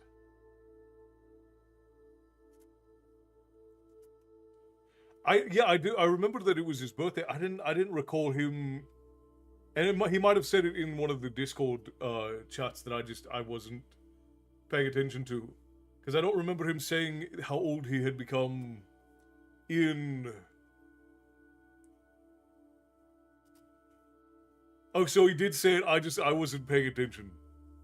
May 1971 from an old school D&D. Ah, I see. Nakogata. So you're cats. Yeah, it's like chai tea, right? Yeah, I must have missed that whole conversation because I don't ever remember him bringing it up in the chat. But again, a lot gets by me when I'm reading, so that's not super surprising. Especially when we're having busy nights. It's hard for me to keep up with everything. All right, let's continue.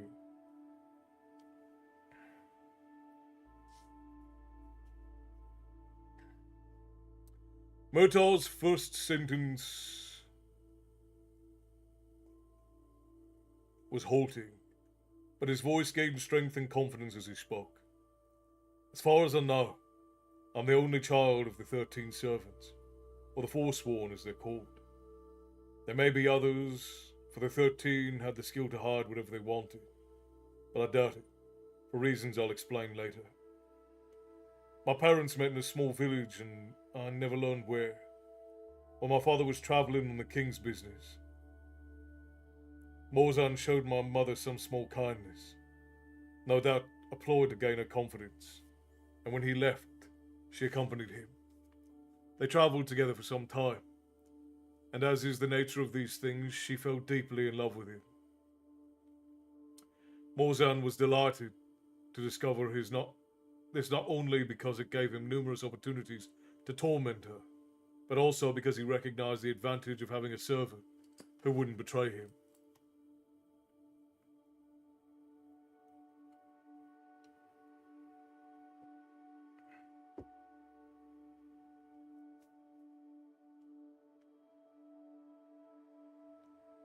Thus, when Morzan returned to Galbatorix's core, my mother became the tool he relied upon most.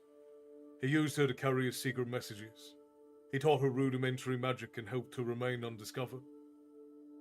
And on occasion, extract information from people. He did his best to protect her from the rest of the 13, not out of any feelings for her, but because they would have used her against him, given the chance. For 13 years, things proceeded in this manner, until my mother became pregnant. Murtaugh paused for a moment, fingering a lock of his hair. He continued in a clipped tone. My father was, if nothing else, a cunning man. He knew that the pregnancy put both him and my mother in danger, not to mention the baby, that is, me. So in the dead of night he spirited her away from the palace and took her to his castle. Once there, he laid down powerful spells to prevent anyone from entering his estate, except for a few chosen servants. In this way, the pregnancy was kept secret from everyone but Galbatorix. Galbatorix knew the intimate details of the 13's lives, their plots, their fights, and most importantly, their thoughts. He enjoyed watching them battle each other, and often helped one or the other for his own amusement. But for some reason, he never revealed my existence. I was born in due time, and given to a wet nurse so my mother could return to Morzan's side. She had no choice in the matter. Morzan allowed her to visit me every few months, but otherwise we were kept apart. Another 3 years passed like this, during which time he gave me the scar on my back. Murtaugh brooded a minute before continuing. I would have grown to manhood in this fashion if Morzan hadn't been summoned away to hunt for Saphira's egg. As soon as he departed, my mother, who had been left behind, vanished. No one knows where she went or why. The king tried to hunt her down, but his men couldn't find her trail. No doubt because of Morzan's training. At the time of my birth, only 5 of the 13 were still alive. And by the time Morzan left, that number had been reduced to 3. And when he finally faced Brom at Gilead, he was the only one remaining. The Forsworn died through various means: suicide, ambush, overuse of magic. But it was mostly the work of the Varden. I'm told that the king was in terrible rage because of those losses. However, before the word of Morzan's and the other's death reached us, my mother returned. Many months had passed and she'd disappeared. Her health was poor, as if she had suffered a great illness, and she grew steadily worse. Within a fortnight, she died. What happened then? Prompted Eragon. Murtaugh shrugged. I grew up. The king brought me to the palace and arranged for my upbringing. Aside from that, he left me alone. Then why did you leave? Hard laugh broke from Murtaugh. Escaped is more like it. At my last birthday, when I turned 18, King summoned me to his quarters for a private dinner. The message surprised me because I had always distanced myself from the court and had rarely met him. We talked before, but always within earshots of eavesdropping nobles. I accepted the offer, of course, aware that it would be unwise to refuse. The meal was sumptuous, and throughout it his black eyes never left me. His gaze was disconcerting. It seemed that he was searching for something hidden in my face. I didn't know what to make of it. I did my best to provide polite conversation, but he refused to talk, and I soon ceased my efforts. When the meal was finished, he finally began to speak. You never heard his voice, so it's hard for me to make you understand what it was like. His words were entrancing, like a snake whispering gilded lies into my ear. A more convincing and frightening man I've never heard. He wove a vision, a fantasy of the Empire as he imagined it. There would be beautiful cities built across the country, filled with the greatest warriors, artisans, musicians, and philosophers. The Urgles would finally be eradicated, and the Empire would expand in every direction until it reached the four corners of Alagasia. Peace and prosperity would flourish. But more wondrous yet, the riders would be brought back to gently govern over Galbatorix's fiefdoms. Entranced, I listened to him for what must have been hours. When he stopped, I eagerly asked how the riders would be reinstated, for everyone knew there were no dragon eggs left. Galbatorix grew still and then stared at me thoughtfully. For a long time he was silent, but then he extended his hand and asked, "Will you, O son of my friend, serve me as I labour to bring about this paradise?" Though I knew the history behind his and my father's rise to power, the dream he had painted for me was too compelling, too seductive to ignore. Ardour for this mission filled me, and I fervently pledged myself to him. Obviously pleased, Galbatorix gave me his blessing, then he dismissed me, saying, "I shall call upon you when the need arises." Several months passed before he did. When the summons came, I felt all my old excitement return. We met in private as before, but this time he was not pleasant or charming. The Varden had just destroyed 3 brigades in the south, and his wrath was out in full force. He charged me in a terrible voice to take a detachment of troops and destroy Kantos, where rebels were known to hide occasionally.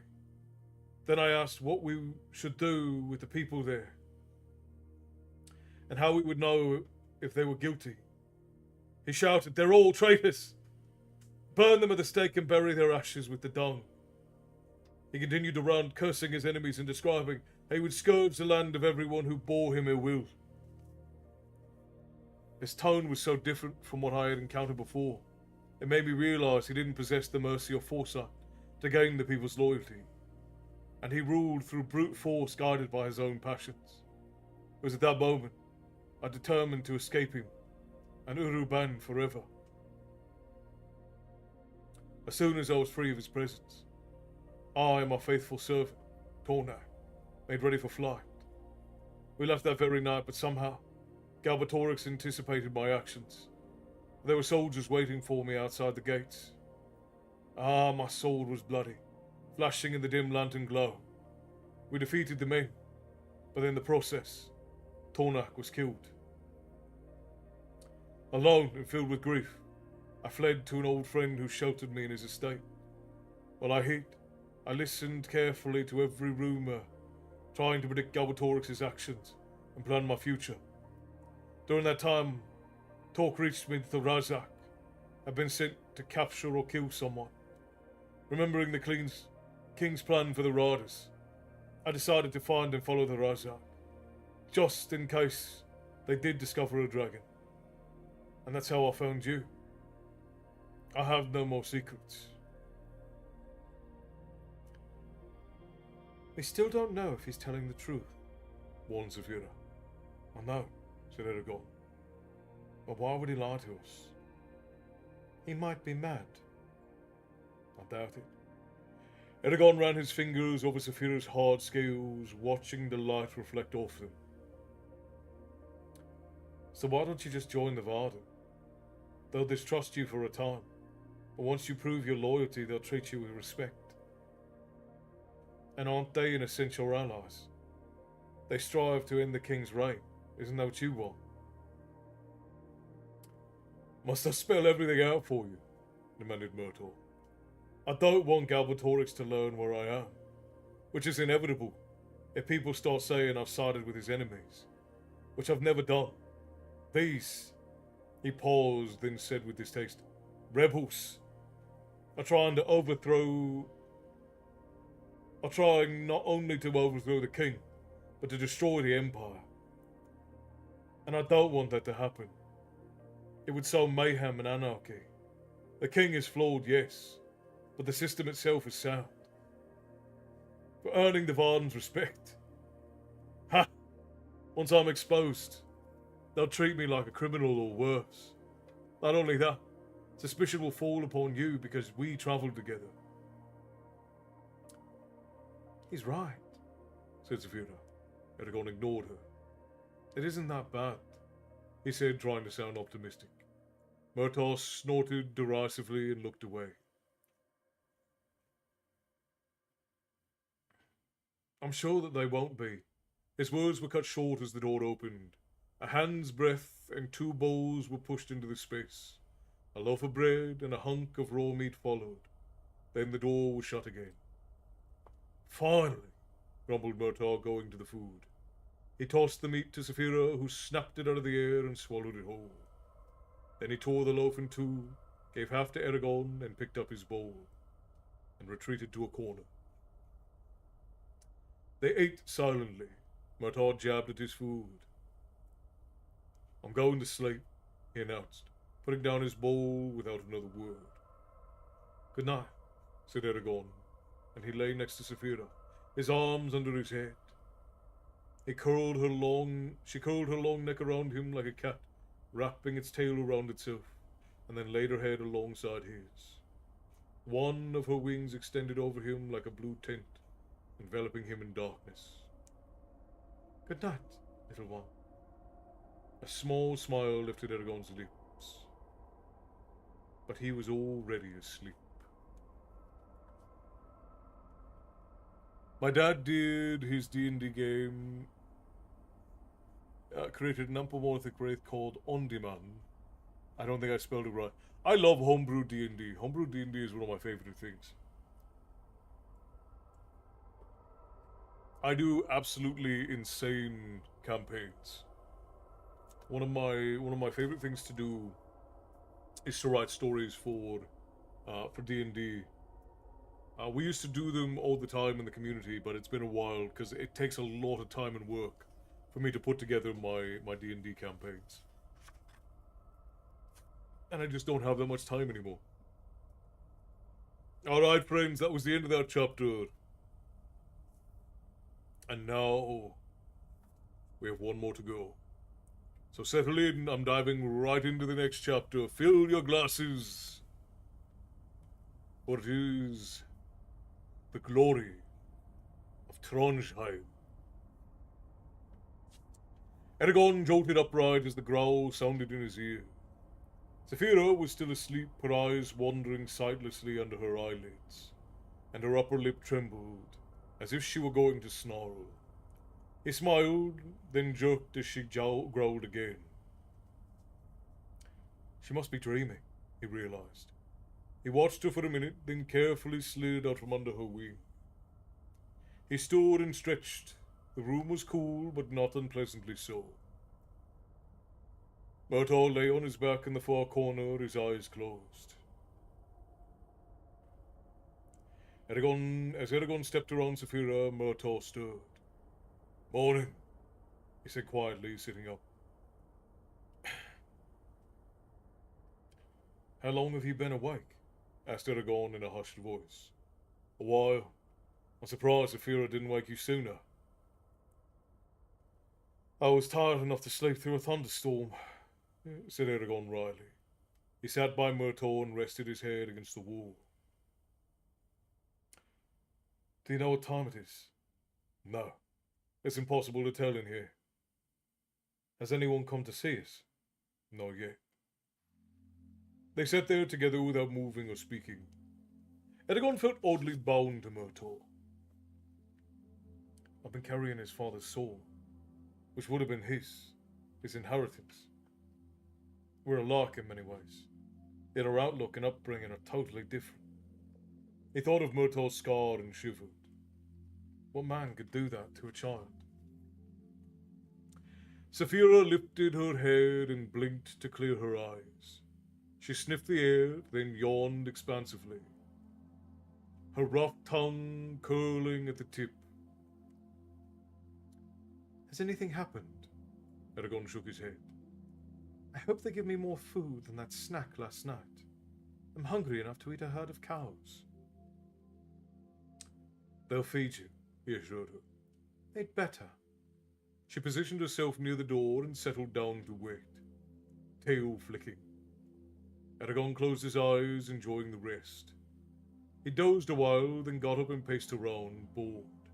He examined one of the lanterns. It was made of a single piece of teardrop-shaped glass, about twice the size of a lemon, and filled with soft blue light that neither wavered nor flickered.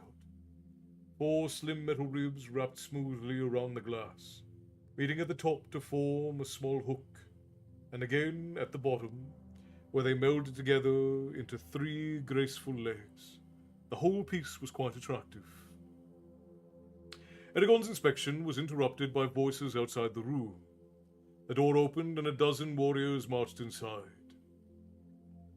The first man gulped when he saw Saphira, and they were followed by Auric and the Bold Man, who declared, You have been summoned to Ajihad, leader of the Varden. If you must eat, do so while we march.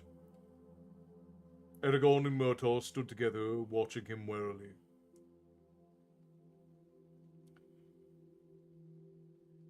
Where are our horses? And can I have my sword and bow back? Asked Eragon. The Bold Man looked at him with disdain. Your weapons will be returned to you when Ajihad sees fit, not before. As for your horses, they await you in the tunnel. Now come. As they turned to leave, Eragon asked quickly, How is Arya? The Bold Man hesitated. I do not know. Our healers are still with her. He exited the room accompanied by Auric. One of the warriors motioned. You go first. Eragon went through the doorway, followed by Saphira and Murtaugh. They returned through the corridor that they had traversed the night before, passing the statue of the quilled animal. When they reached the huge tunnel through which they had first entered the mountain, the Bold Man was waiting with Auric, who held Tornax and Snowfire's reins. You will ride single file down the center of the tunnel, instructed the Bold Man. If you attempt to go anywhere else, you will be stopped. When Eragon started to climb onto Saphira, the Bold Man shouted, No! Ride your horse, until I tell you otherwise. Eragon shrugged and took Snowfire's reins. He swung onto the saddle, guided Snowfire in front of Saphira, and told her, Stay close, in case I need your help. Of course, she said. Murtaugh mounted Tornak behind Saphira. The Bold Man examined their small line, then gestured at the warriors, who divided in half and surrounded them, giving Saphira as wide a berth as possible. Auric and the Bold Man went to the head of the procession.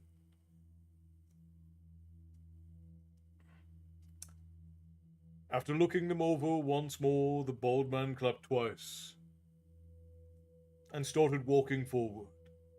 Eragon tapped Snowfire lightly on his flanks, and the entire group headed toward the heart of the mountain. Echoes filled the tunnel as the horses' hooves struck the hard floor, the sound amplified in the deserted passageway. The doors and grates occasionally disturbed the smooth walls, but they were always closed. Eragon marveled at the sheer size of the tunnel, which had been mined with incredible skill. The walls, floor, and ceiling were crafted with flawless precision. The angles at the bases of the walls were perfectly square, and, as far as he could tell, the tunnel itself did not vary from its course by even an inch. As they proceeded, Eragon's anticipation of meeting Ajihad increased. The leader of the Varden was a shadowy figure to people within the Empire. He had risen to power nearly 20 years ago, and since then had waged a fierce war against King Galbatorix. No one knew where he came from or even what he looked like. It was rumored that he was the master strategist, a brutal fighter. With such a reputation, Eragon worried about how they would be received. Still, knowing that Brom had trusted the Varden enough to serve them helped to allay his fears. Seeing Auric again had brought forth new questions in his mind. The tunnel was obviously dwarf work, no one else could mine with such skill. But were the dwarves part of the Varden? Or were they merely sheltering them? And who was the king that Auric had mentioned? Was it Ajihad? Eragon understood now that the Varden had been able to escape discovery by hiding underground, but what about the elves? Where were they? For nearly an hour the bold man led them through the tunnel, never straying nor turning. We've probably already gone a league, Eragon realized. Maybe they're taking us all the way through the mountain. At last a soft white glow became visible ahead of them. He strained his eyes to discern its source, but it was still too far away to make out any details. The glow increased in strength as they neared it.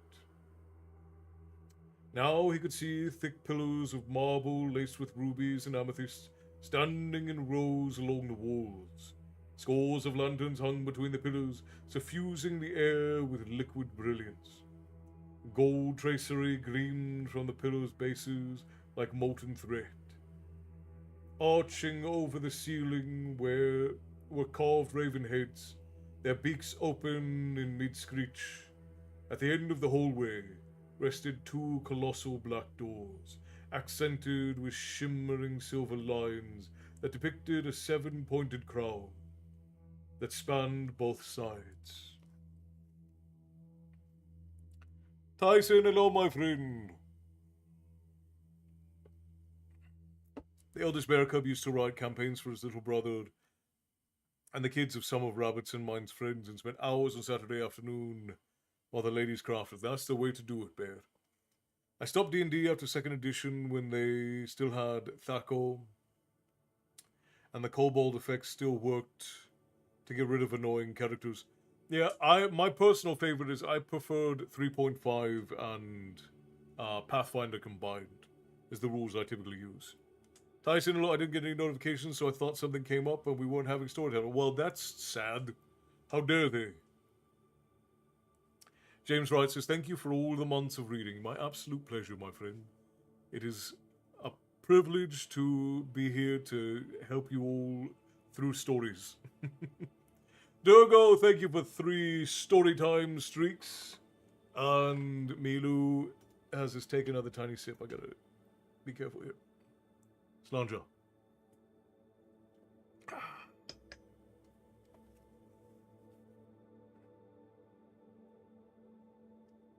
Alright, where was I?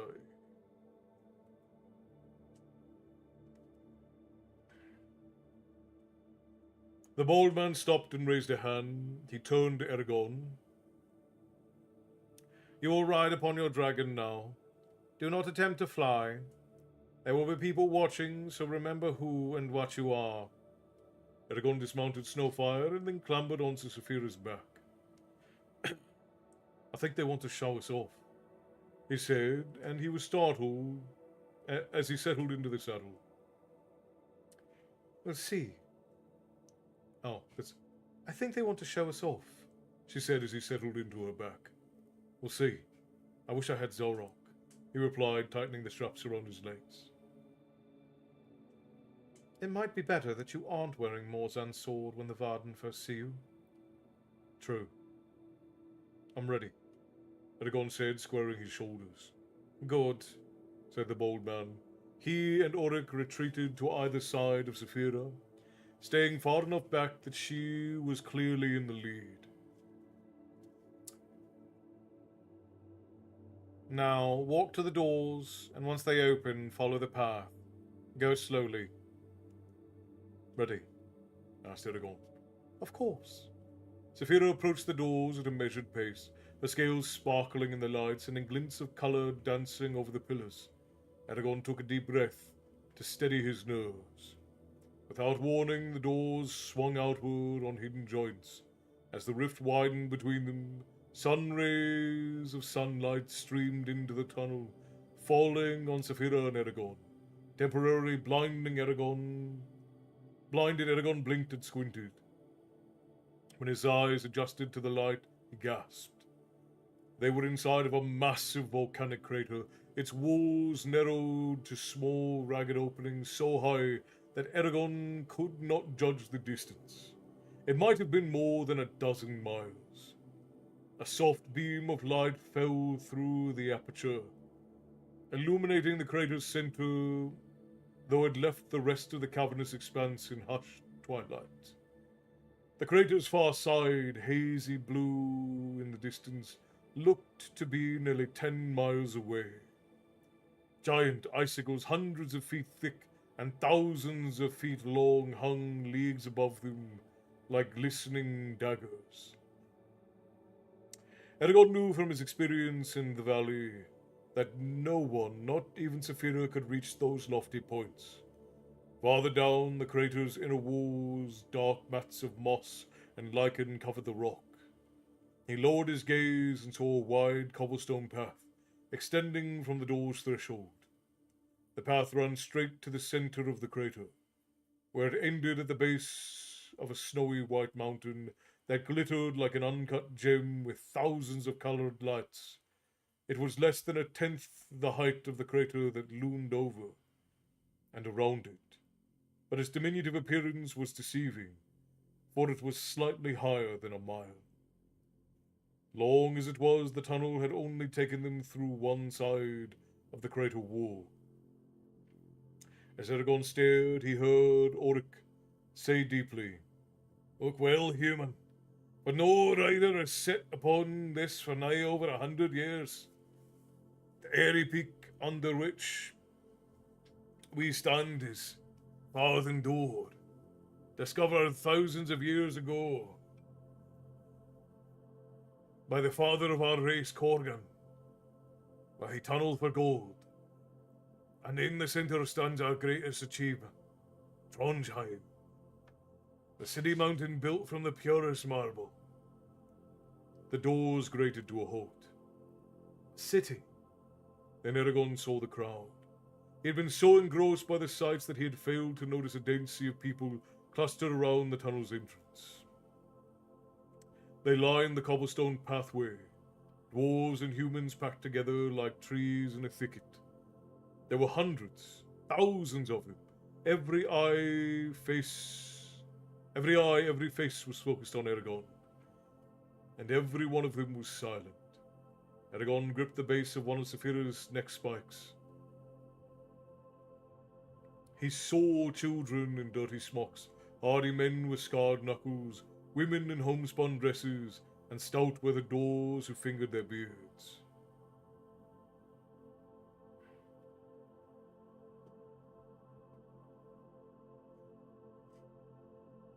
All of them bore the same taut expression, that of an injured animal when a predator is nearby and escape is impossible. A bead of sweat rolled down Eragon's face, but he dared not move to wipe it away. "What should I do?" he asked frantically. "Smile. Raise your hand. Anything," replied Saphira sharply. Eragon tried to force out a smile, but his lips only twitched. Gathering his courage, he pushed his hand into the air, jerking it in a little wave. When nothing happened, he flushed with embarrassment and lowered his arm and ducked his head. A single cheer broke the silence. Someone clapped loudly. For a brief second, the crowd hesitated, then a wild roar swept through it, and a wave of sound crashed over Eragon. "Very good," said the bold man from behind. "Now start walking." Relieved, Eragon sat straighter and playfully asked Saphira, "Shall we go?" She arched her neck and stepped forward. As they passed the first row of people, she glanced to each side and exhaled a puff of smoke. The crowd quieted and shrank back, then resumed cheering, their enthusiasm only intensified. "Show off," chided Eragon. Saphira flicked her tail and ignored him. He stared curiously at the jostling crowd as she proceeded along the path. Dwarves greatly outnumbered humans, and many of them glared at him resentfully. Some even turned their backs and walked away with stony faces. The humans were hard, tough people. All the men had daggers and knives at their waists. Many were armed for war.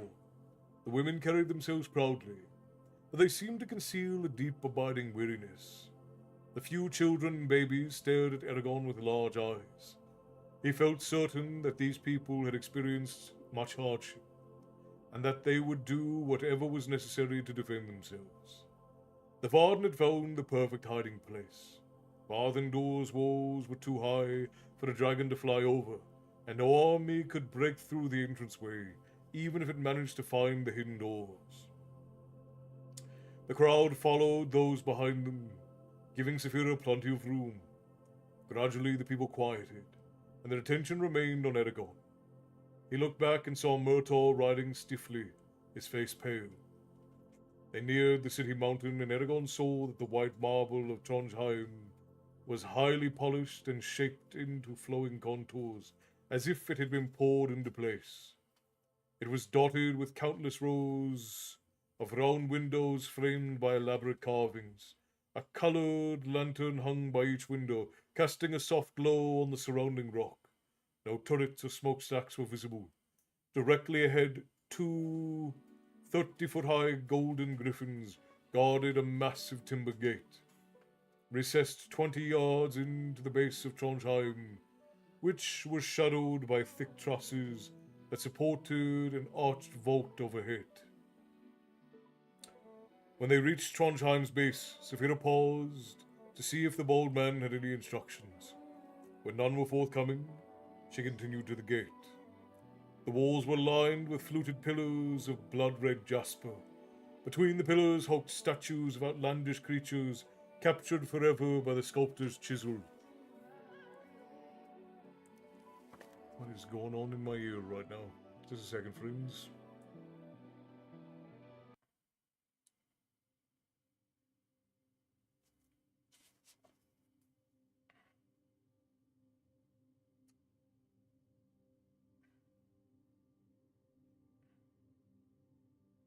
The heavy gate rumbled open before them as the hidden chains slowly raised the mammoth beams.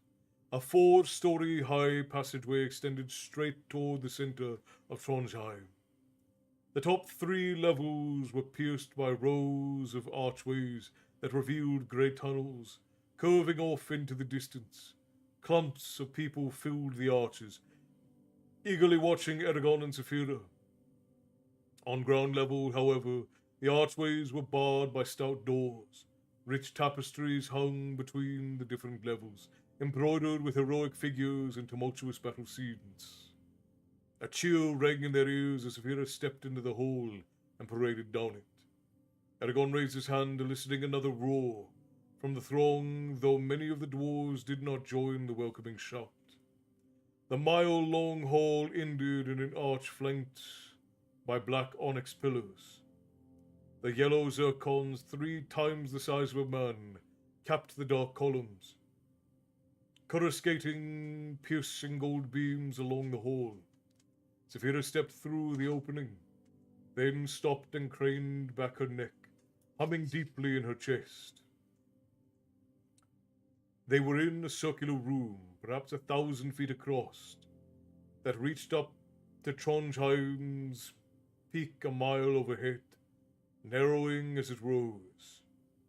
The walls were lined with arches, 1 row for each level of the city mountain, and the floor was made of polished carnelian, upon which was etched a hammer, girdled by 12 silver pentacles, like the one on Oryx's helm.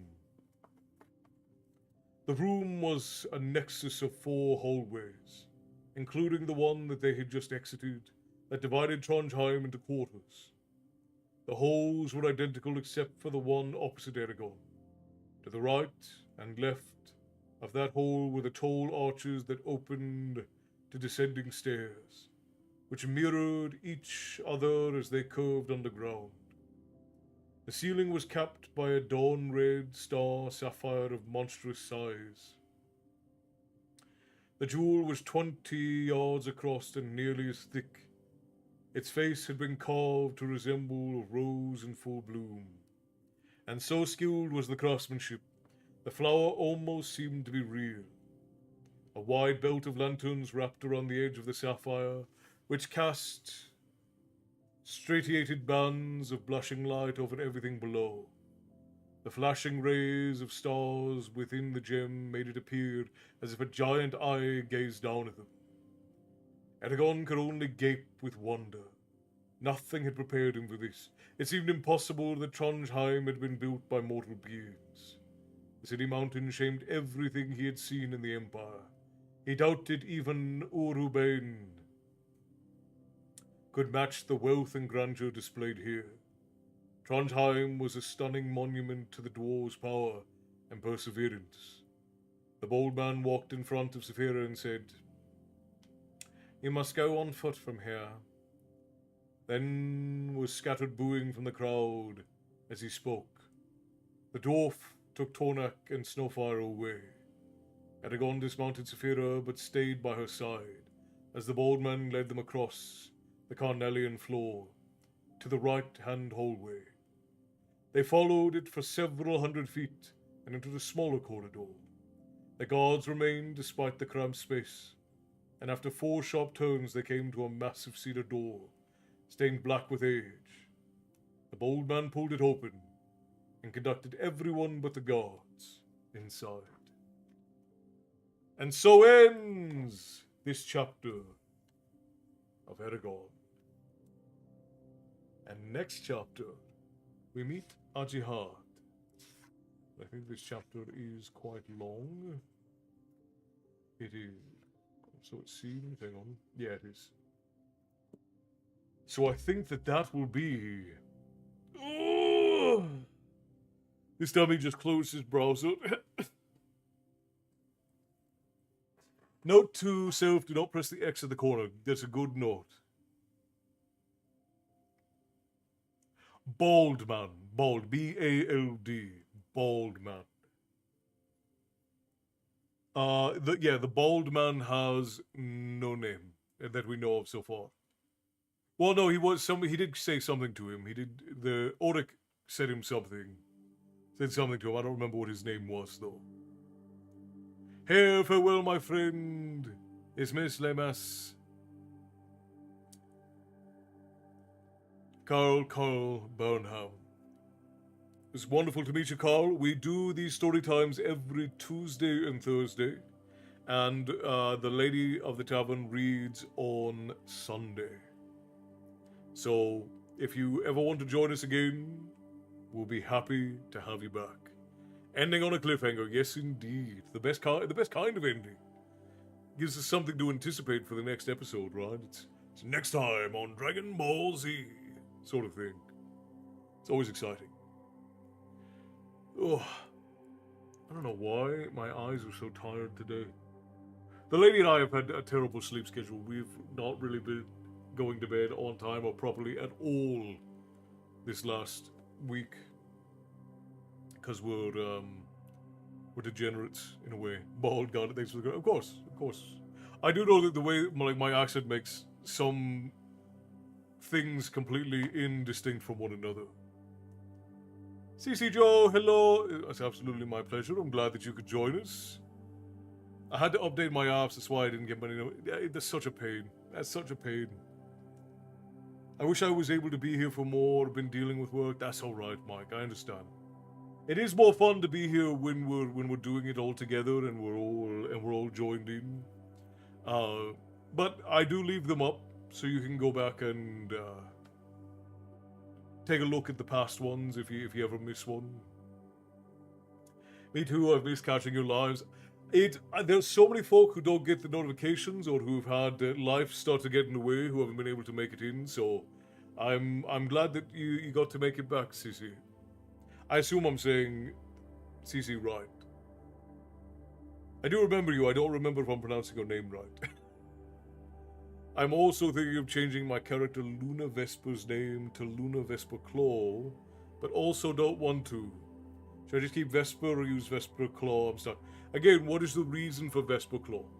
If you just want to name them for it to be cool, then obviously Vesper Claw plays more like a video game character's name, so it does have that cool factor to it. But is there a practical linguistic reason why her family name is Vesper Claw? I know that you don't drink as such, but I'd love to see where a few bevies take your accent castle. Interestingly enough, I'm still fairly cohesive when I drink, but I get very loud. Notifications have not been working. I usually just trip over you coming out. Yeah, the platforms don't particularly care about sending people notifications for these things.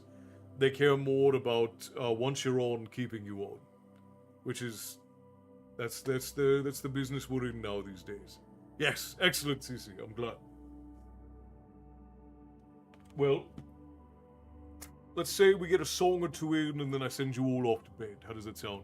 I owe bear, black is the color of my true love's hair. But let's get one more song for the ending.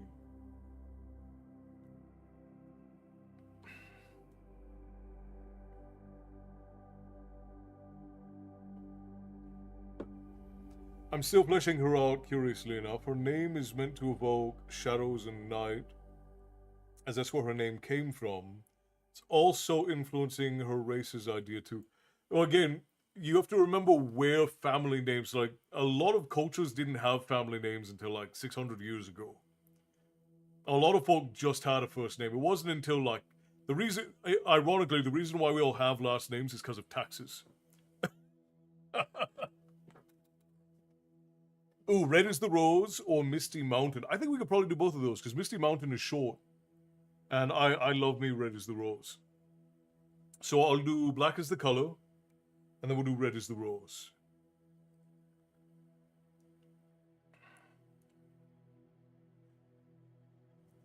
I fell asleep, great storytelling. Excellent, Esther, I'm glad. Glad you were able to get Red is the Rose. Okay, so we'll do Black is the Color, we'll do Misty Mountain, and we'll do Red is the Rose. And we'll end there. If you're over on the Twitch portal, we'll raid out to share the love. But for everywhere else, after songs tonight, and if you've never been in before, at the end of Storytime, we sing some shanties together. And then at the end of the songs, if you're over on Twitch, we raid out to share the love. And if you're not, then that is where we part for the evening. Moving on my character's last name, since I like certain names and default to them, I mean, 2 Athenas exist in my story. Yeah, and you, again, it's really up to you how in-depth you want to go with those things, Matty. Generally speaking, most authors put no thought into the meanings of their names. They just name characters things that they think are cool. If you want there to be a depth to the language and the meaning of the language in your world, it has to make sense not only in English, but it needs to make sense in the world that you've created. Like, why in the name of the world is this person having this last name? And are they the first of their line, or do they come from a long line? What is the reason for them having that name? It's the same thing when you have just a name in general. Like, why did the parents name this character this name? Is this a cultural name? Are they the first to have that name? It's something that's really important for establishing believable culture, because those things happen. Like, when you look at like Western naming conventions, right? Like Western naming conventions for America and for say England and Spain, like generally for the last 100 years or so, were very Christian. So you get a lot of Johns, you get a lot of Michaels, you get a lot of Georges, you get a lot of James, you get a lot of Pauls. These were very common names all the way up until like the 1960s or 70s. Then when you start getting into the 80s and 90s, people started using a lot more names that came from fantasy, names that came from pop culture. And then getting into the 2000s, people just started naming their children ridiculous things. Legitimately, some of the most ridiculous names I've ever seen have come in the last 20 years. I knew surnames reflected occupations, however, I did not know about Cooper. The name Cooper refers to someone who made barrels, for example. A lot of surnames reflected occupations, but a lot of surnames were also used as a way of keeping track of people in domains, one, for maintaining population, but also so that lords could tax people. So that's why I always refer to our government names as our slave names, because that's the name that ties you to having to pay taxes. Ah! Man shakes fists at clouds. we've heard that a few times. My oldest name, because we don't spell it like everyone. I'm not terribly concerned over spellings, but like if you have a like a unique spelling of a classic name, like that's something that's happened forever. I mean, look at the name Sean, Sean, Shaun, Shawn. Like there are a lot of different spellings, and Sean is as an Irish evolution of the name John, which John has several spellings as well. Jon, Jhn, John. There's even I've even seen John spelled Jahn, which is weird, but yeah. In Luna's name, based on the context, I'm leaning towards her having got a last name from the planet she was enslaved on, even though she's not a slave in the story she's in. So I'm feeling Vesper came from the Roman inspired race, but I still haven't hammered it down yet. Again, yeah, John or Johnny, Johnny being an extension of John. All I'll say, Matty, is make sure that it just makes sense in your universe in a logical way, because like you don't get names in real world, like in the real world, like nobody is named really until like modern day. Like you get a lot of people now who like name their daughter Freya, and like you get a lot of people in the West who name their daughter Freya or Athena or Circe or something like that. But a lot of it comes from fantasy, not from mythology. Like it comes because there's a lot of fantasy and fiction that has it. A lot of people are drawing names from that rather than it being like a culturally significant name. Like a lot of people would name their children like Thorfinn or Thorer or something like that. Dog's name is Freya, left off the J. And to be fair, Freya it would be spelled Freay,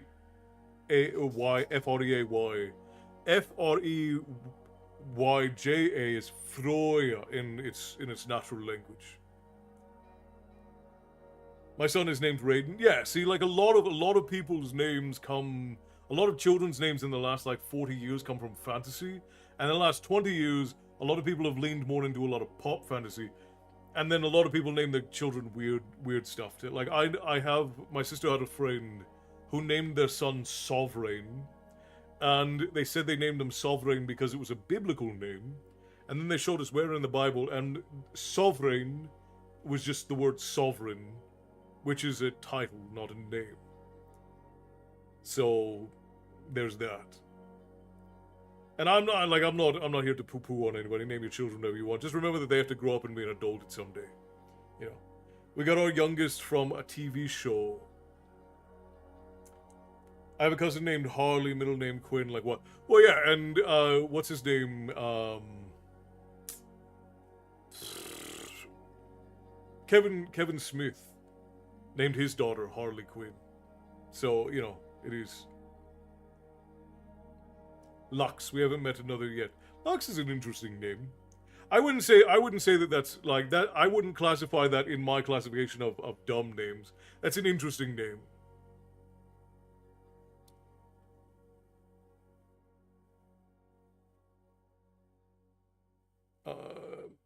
My son is named Corin, and he likes to go by Nora. That's interesting, Esther. Yeah, Jonathan as well. She goes by Pandora or Panda though. Interesting. And my neighbor's son is named Anakin. I've never been more terrified. Yeah, especially if you're trying to learn anything from him. Don't go to that guy's classes. If that kid starts teaching classes, just don't go.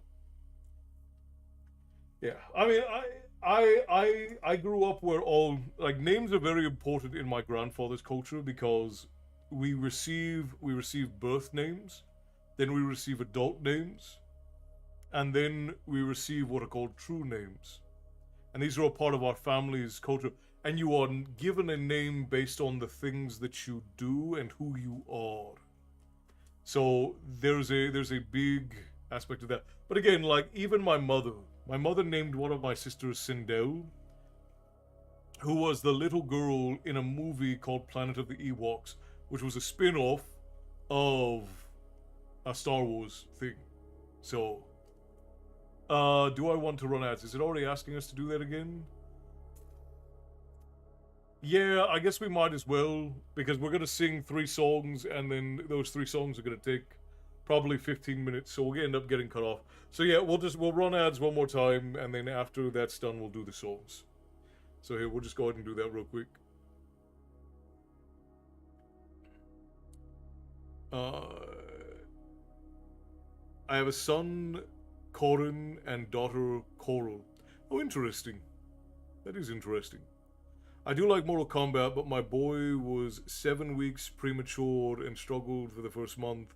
So I gave him the name from the god of Japanese mythology, because he is so strong, but I spelled it Raiden instead of Raiden so that he could go by Ray when he got old. See, that's smart. You gave him the nerd name, like you're like, I'm a nerd, and I gave him this nerdy, like, Japanese mythology name, but I've also given him the opportunity to now just have like a regular everyday Joe name that he won't be teased for if he wants to go by it. If you go to the class, there's always... Yeah, exactly. Lux was originally named Saoirse, but Dan liked Lux so much more that we changed it within a few hours. That's interesting.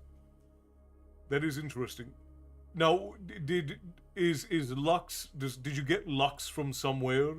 Or is it just something like... Is it just like a name you guys came... Like, where did Lux come from as an inspiration?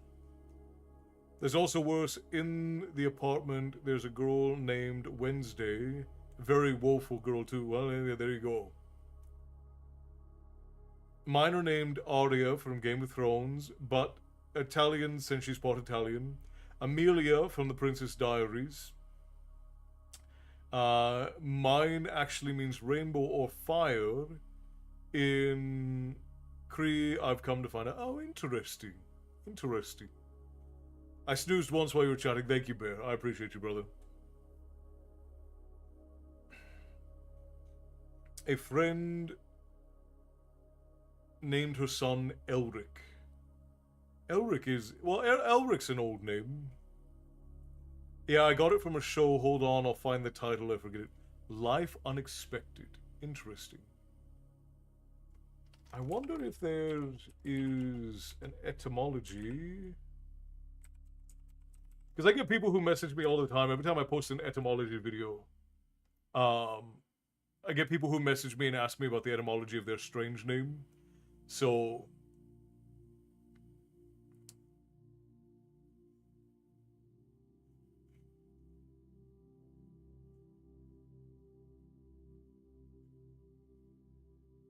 Oh, interesting.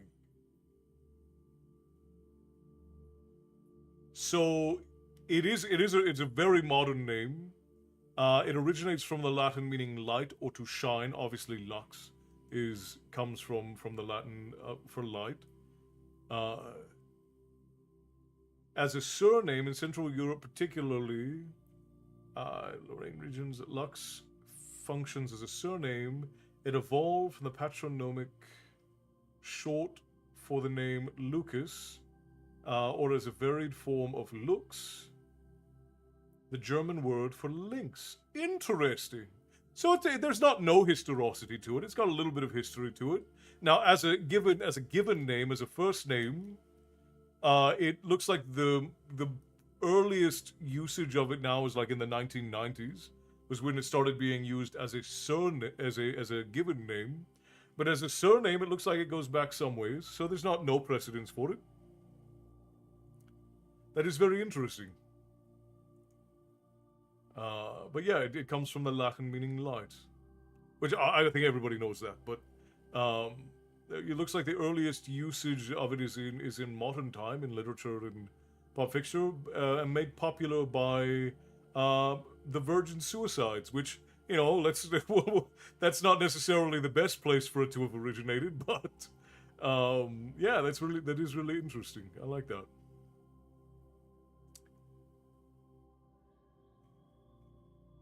We're going to name Graham Lux. If he was a girl, he was not Charlia.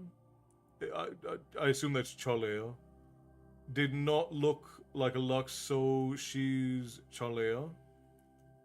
And it ends differently so that it looks more demanding. She's not a Charlotte. Lux could have been Lux or Saoirse. Interesting. So it's said Charlie, not Charlea. That's interesting. My youngest got named after a dear friend of mine. The middle got named after Mum's middle name, and Rabbit's grandmother. See, this is the Milo. This is the problem I have with the French. You guys say the French take even more liberties with letters than the Guelga do. I'm gonna confuse everybody with that being Charlie. All right. Let's go ahead and we'll get some songs in here. So my birth name, my mother and father originally wanted to name me after some old Western outlaws. So my birth name is a combination of two Western outlaws names, which also my great grandfather's name from here in the United States. But my grandfather changed my name when he took ownership of me, I guess we'll say. When he took over as my guardian, he changed my name to Jonathan Dane Castle, which is a name of his eldest son who died. When we talk about Lux, my favorite character on Owl House is Luz, which also means light in Spanish. This is true. I've let my girls know their names have other meanings than nerdom. Amelia means striving light of God, and Aria is Italian for crescendo or lion in Hebrew. I was very particular on who got which names are important. Yeah, and I think naming there should be a lot of thought that goes into it. I was nearly named Jesus. That would have been interesting, Matty. Listen, Castle, you say what you do about French, but I haven't been kicked out of. Look, you are one of the few French adjacent things I allow in my life, Milu.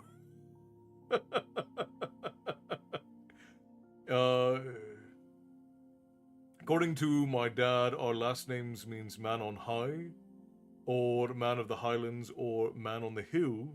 I don't know if that's true. I think that that's probably true. I don't know about this particular spelling, Clifford, but yeah, if you're looking at this as a height from like a Scottish Gaelic perspective, that's a reasonable translation of your guys' last name.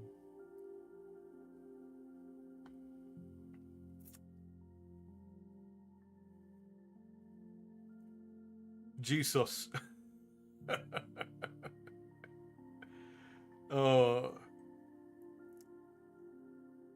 I'm French by blood, Castle. Am I being disowned? No. Look, I allow some of you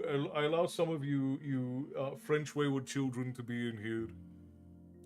We have Milu, we have Matty, and then Valkyrie. But Valkyrie is not French Canadian. Her family is actually like French. She's French Cajun. So her family is from the American South, but they come from French. Esther also has French. I do allow some French as long as you keep your Frenchiness at the door. That's all we ask, right? Like no coming in and trying to Napoleon your way into other people's seats. No dropping in and putting your white flag in the ground where you go. Stares at Cajun French in equal parts disdain and general nonchalance. You know, we say the one thing I will say, the greatest thing that the French ever made were the Cajuns, because Cajun food is some of the best food on the planet.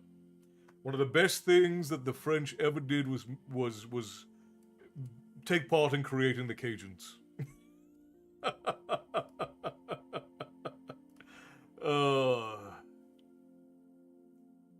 My great grandmother was Cajun. Well, see, there you go. No, Neapolitan was Italian, Bear. Okay, all right. Let's sing a song. Let's do "Black Is the Color."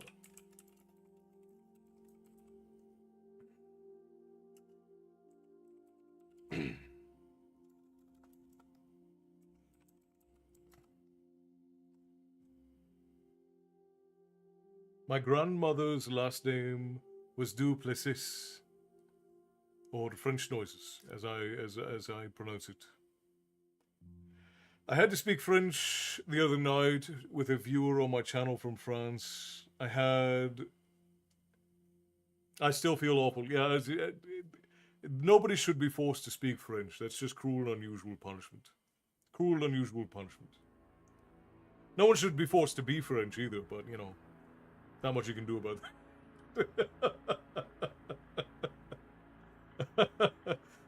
I always have to wonder how many people sit and consider how serious I am when I talk about these things. I'm never going to tell anybody how serious I am, but I have to wonder how many people sit and wonder how serious I am.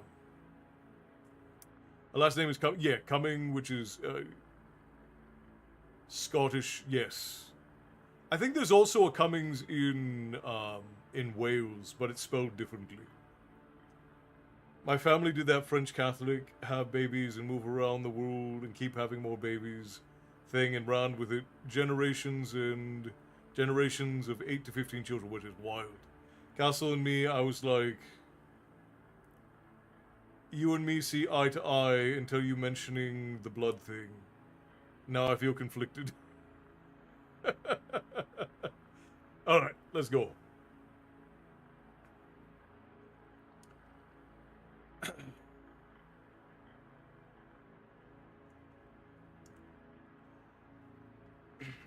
Probably mute this. Now, if you know the words, sing along. We're doing Black Is the Color of My True Love's Hair by Christy Moore. Black is the color of my true love's hair. Her lips are like summer roses fair. She has the sweetest smile and the gentlest hands. I love the ground whereon she stands.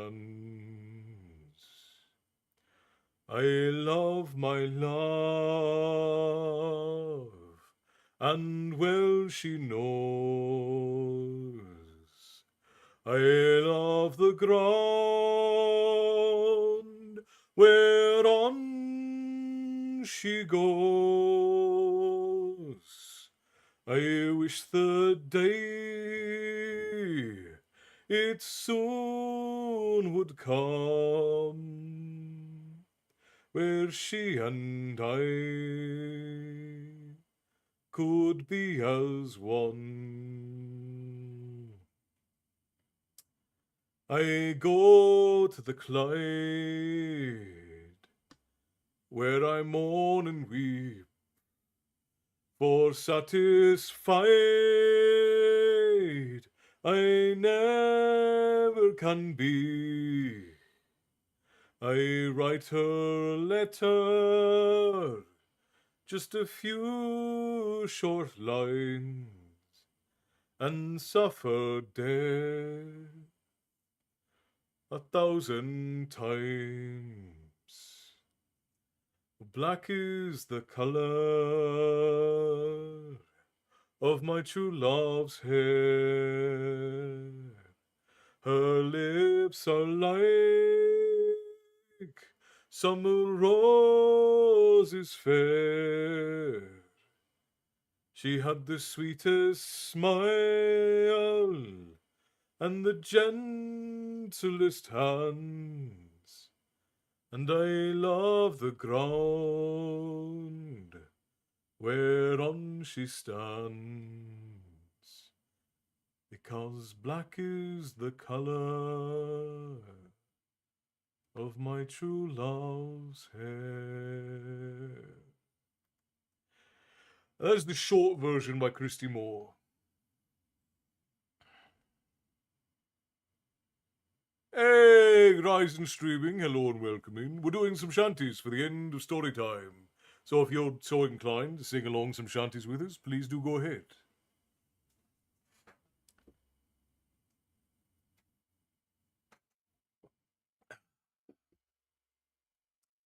Alright, next up we will do the short version of Misty Mountains. So we do the short version of Misty Mountains. You can find this version, it's by Peter Holland. So it's not the full version. The full version is like 18 verses long. This is the short version, it's only 5 verses long. There's a song from a game called Sea of Thieves I played years, and one of the pirate shanties was fun one. I heard it and I can't remember it. Clifford, if you find a song that you want sung, you can always send it to me and I will add it to the list of songs that I am learning to sing. Oh, hiccups. Okay. Far over the misty mountains cold, to dungeons deep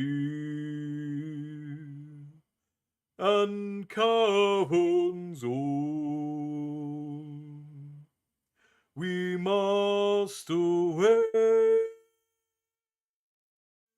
ere break of day,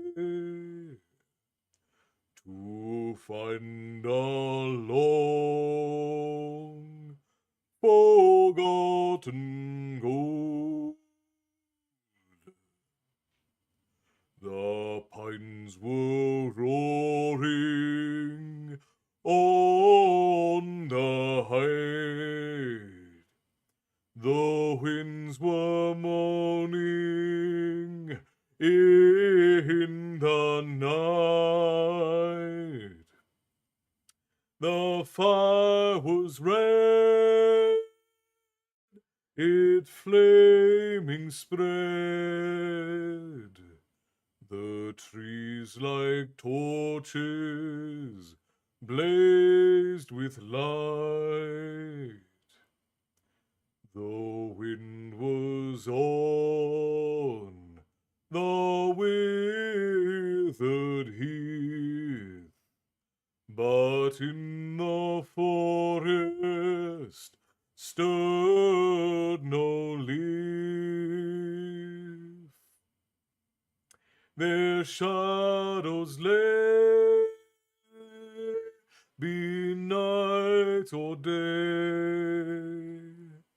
and dark things silent crept beneath.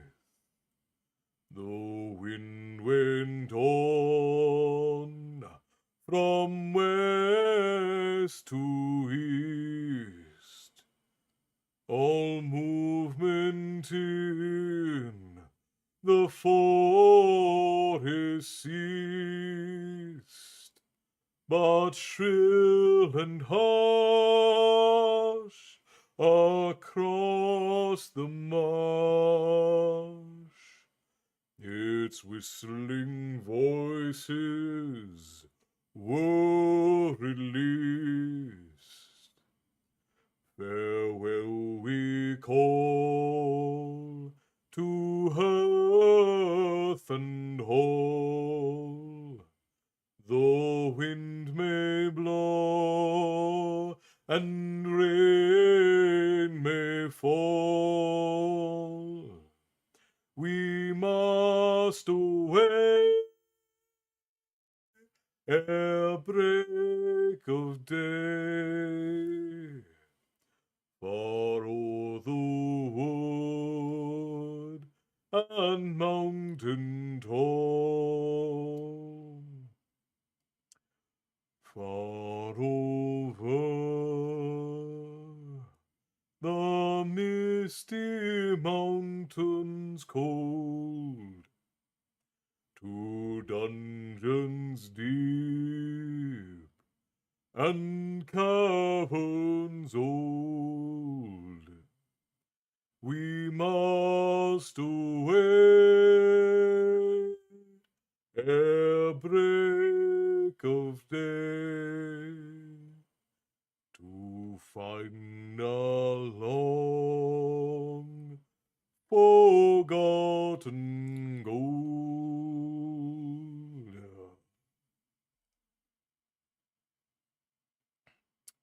All right, friends, thank you for the song. We are going to end on Red is the Rose, a tavern favorite. My love, my darling, would you be so kind as to join me in a duet? Red is the Rose. Okay, so we're going to do this one a bit differently. Alaya, hello and welcome in. So very glad you could join us. We're near the end, but glad you could come in any which way. The lady will join me with this one. I'm going to crank up the sensitivity on the microphone so you can hear her. And I'm going to send that over her direction so you will hear her more better. And then you will still be able to hear me, as you can tell, because I'm very loud. So, let us begin here.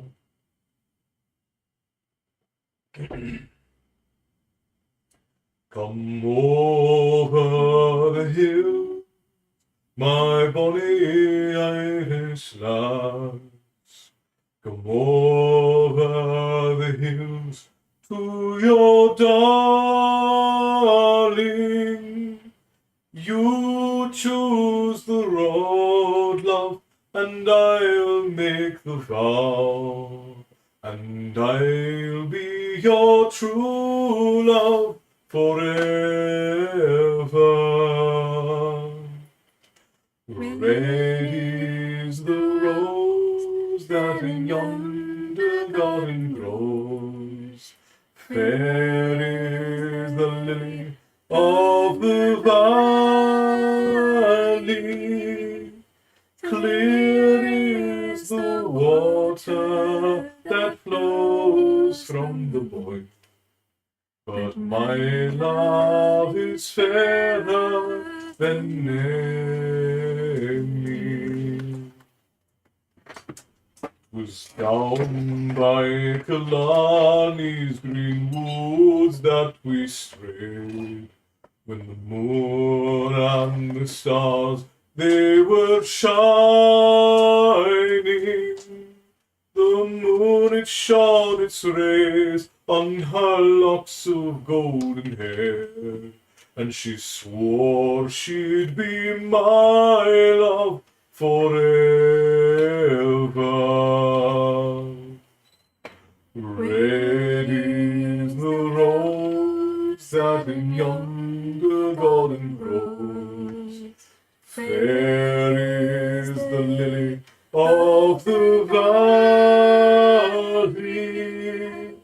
Clear is the water that flows from the Boyne.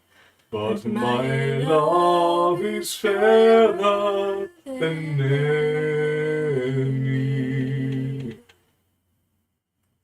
It's not for the parting that my sister pains. It's not for the grief of my mother. It's all for the loss of my bonny Irish lass, that my heart is breaking forever. Red is the rose that in yonder garden grows. Fair is the lily of the valley. Clear is the water that flows from the Boyne. But my love is fairer than any. Red is the rose that in yonder garden grows. Fair is the lily of the valley. Clear is the water that flows from the Boyne. but my love is fairer than any. Oh, my love is fairer than any.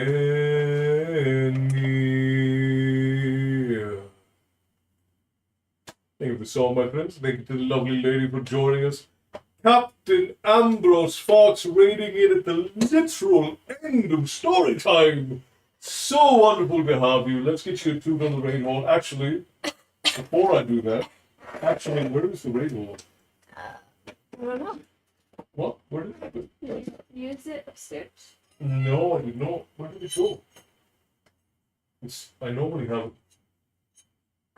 Hang on, let me get the microphone back. Ambrose, it's good to see you, my friend. Welcome in. So very glad that you could join us. You're playing NT. Oh, that's the anime Grand Theft Auto, yes? That is a wonderful question. I have no earthly idea. Did the animals steal it? Did the cat steal it? What did I don't know. Milo's getting me too. I don't either. What in the... What did I... Oh, it's here. I found it. I don't know why I put it over there, but that's where I put it. Yep, it was a Repo and NTE night, both great games. Repo I always find to be hilarious. NTE, our son thinks it's hilarious and he loves it. Okay, let's get a toot on the raid horn for you. Everybody who's going to sleep, cover your ears. 3, 2, 1.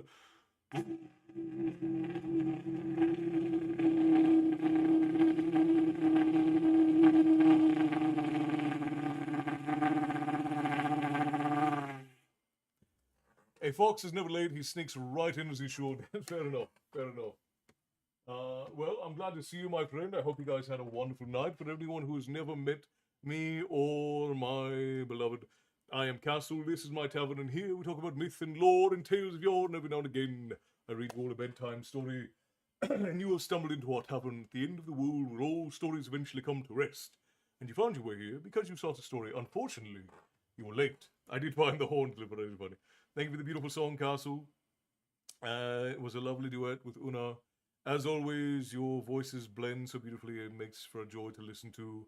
Wishing you both a blessed night. Same to you, Esther. Same to you. Oh, well, it was absolutely wonderful to see everyone this fine and wonderful evening. Captain Ambrose and all of your friends. Truly lovely. Thank you for the duet. Great end to the evening. Thank you, Dram. Always lovely. And Uncle Bill Droin, thank you for the follow over on Twitch. You've marked the tavern on your map. You should be able to find your way back. Find your way back too if you want. Who am I to tell you what to do? But thank you all for being here, my friends. Sadly, now is when we must part. But I will return on Thursday, and we will continue our journey into the world of Gordon R. Dixon's The Dragon Knight. And while it is sad that we must part, my friends, it is not forever. For we shall once again gather here in the tavern the very next time that you all seek a story. So, until then, my friends, I will bid you all stay bloodthirsty. Until next time, long before.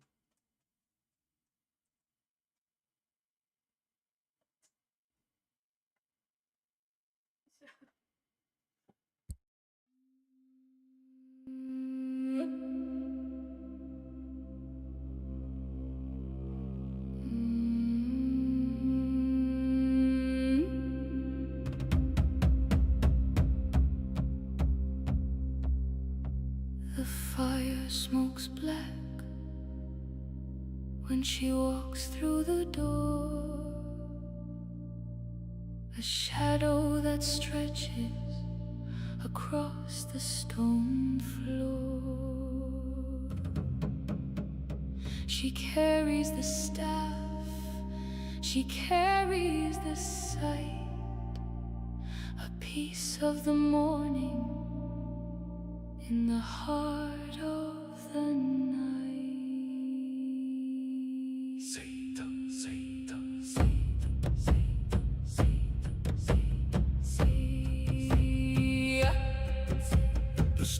It's the wood where the kings used to stand. Fate is a needle in a trembling hand. You asked for the rune, you asked for the flame, but you're too weak to carry the weight of your name. He unlocked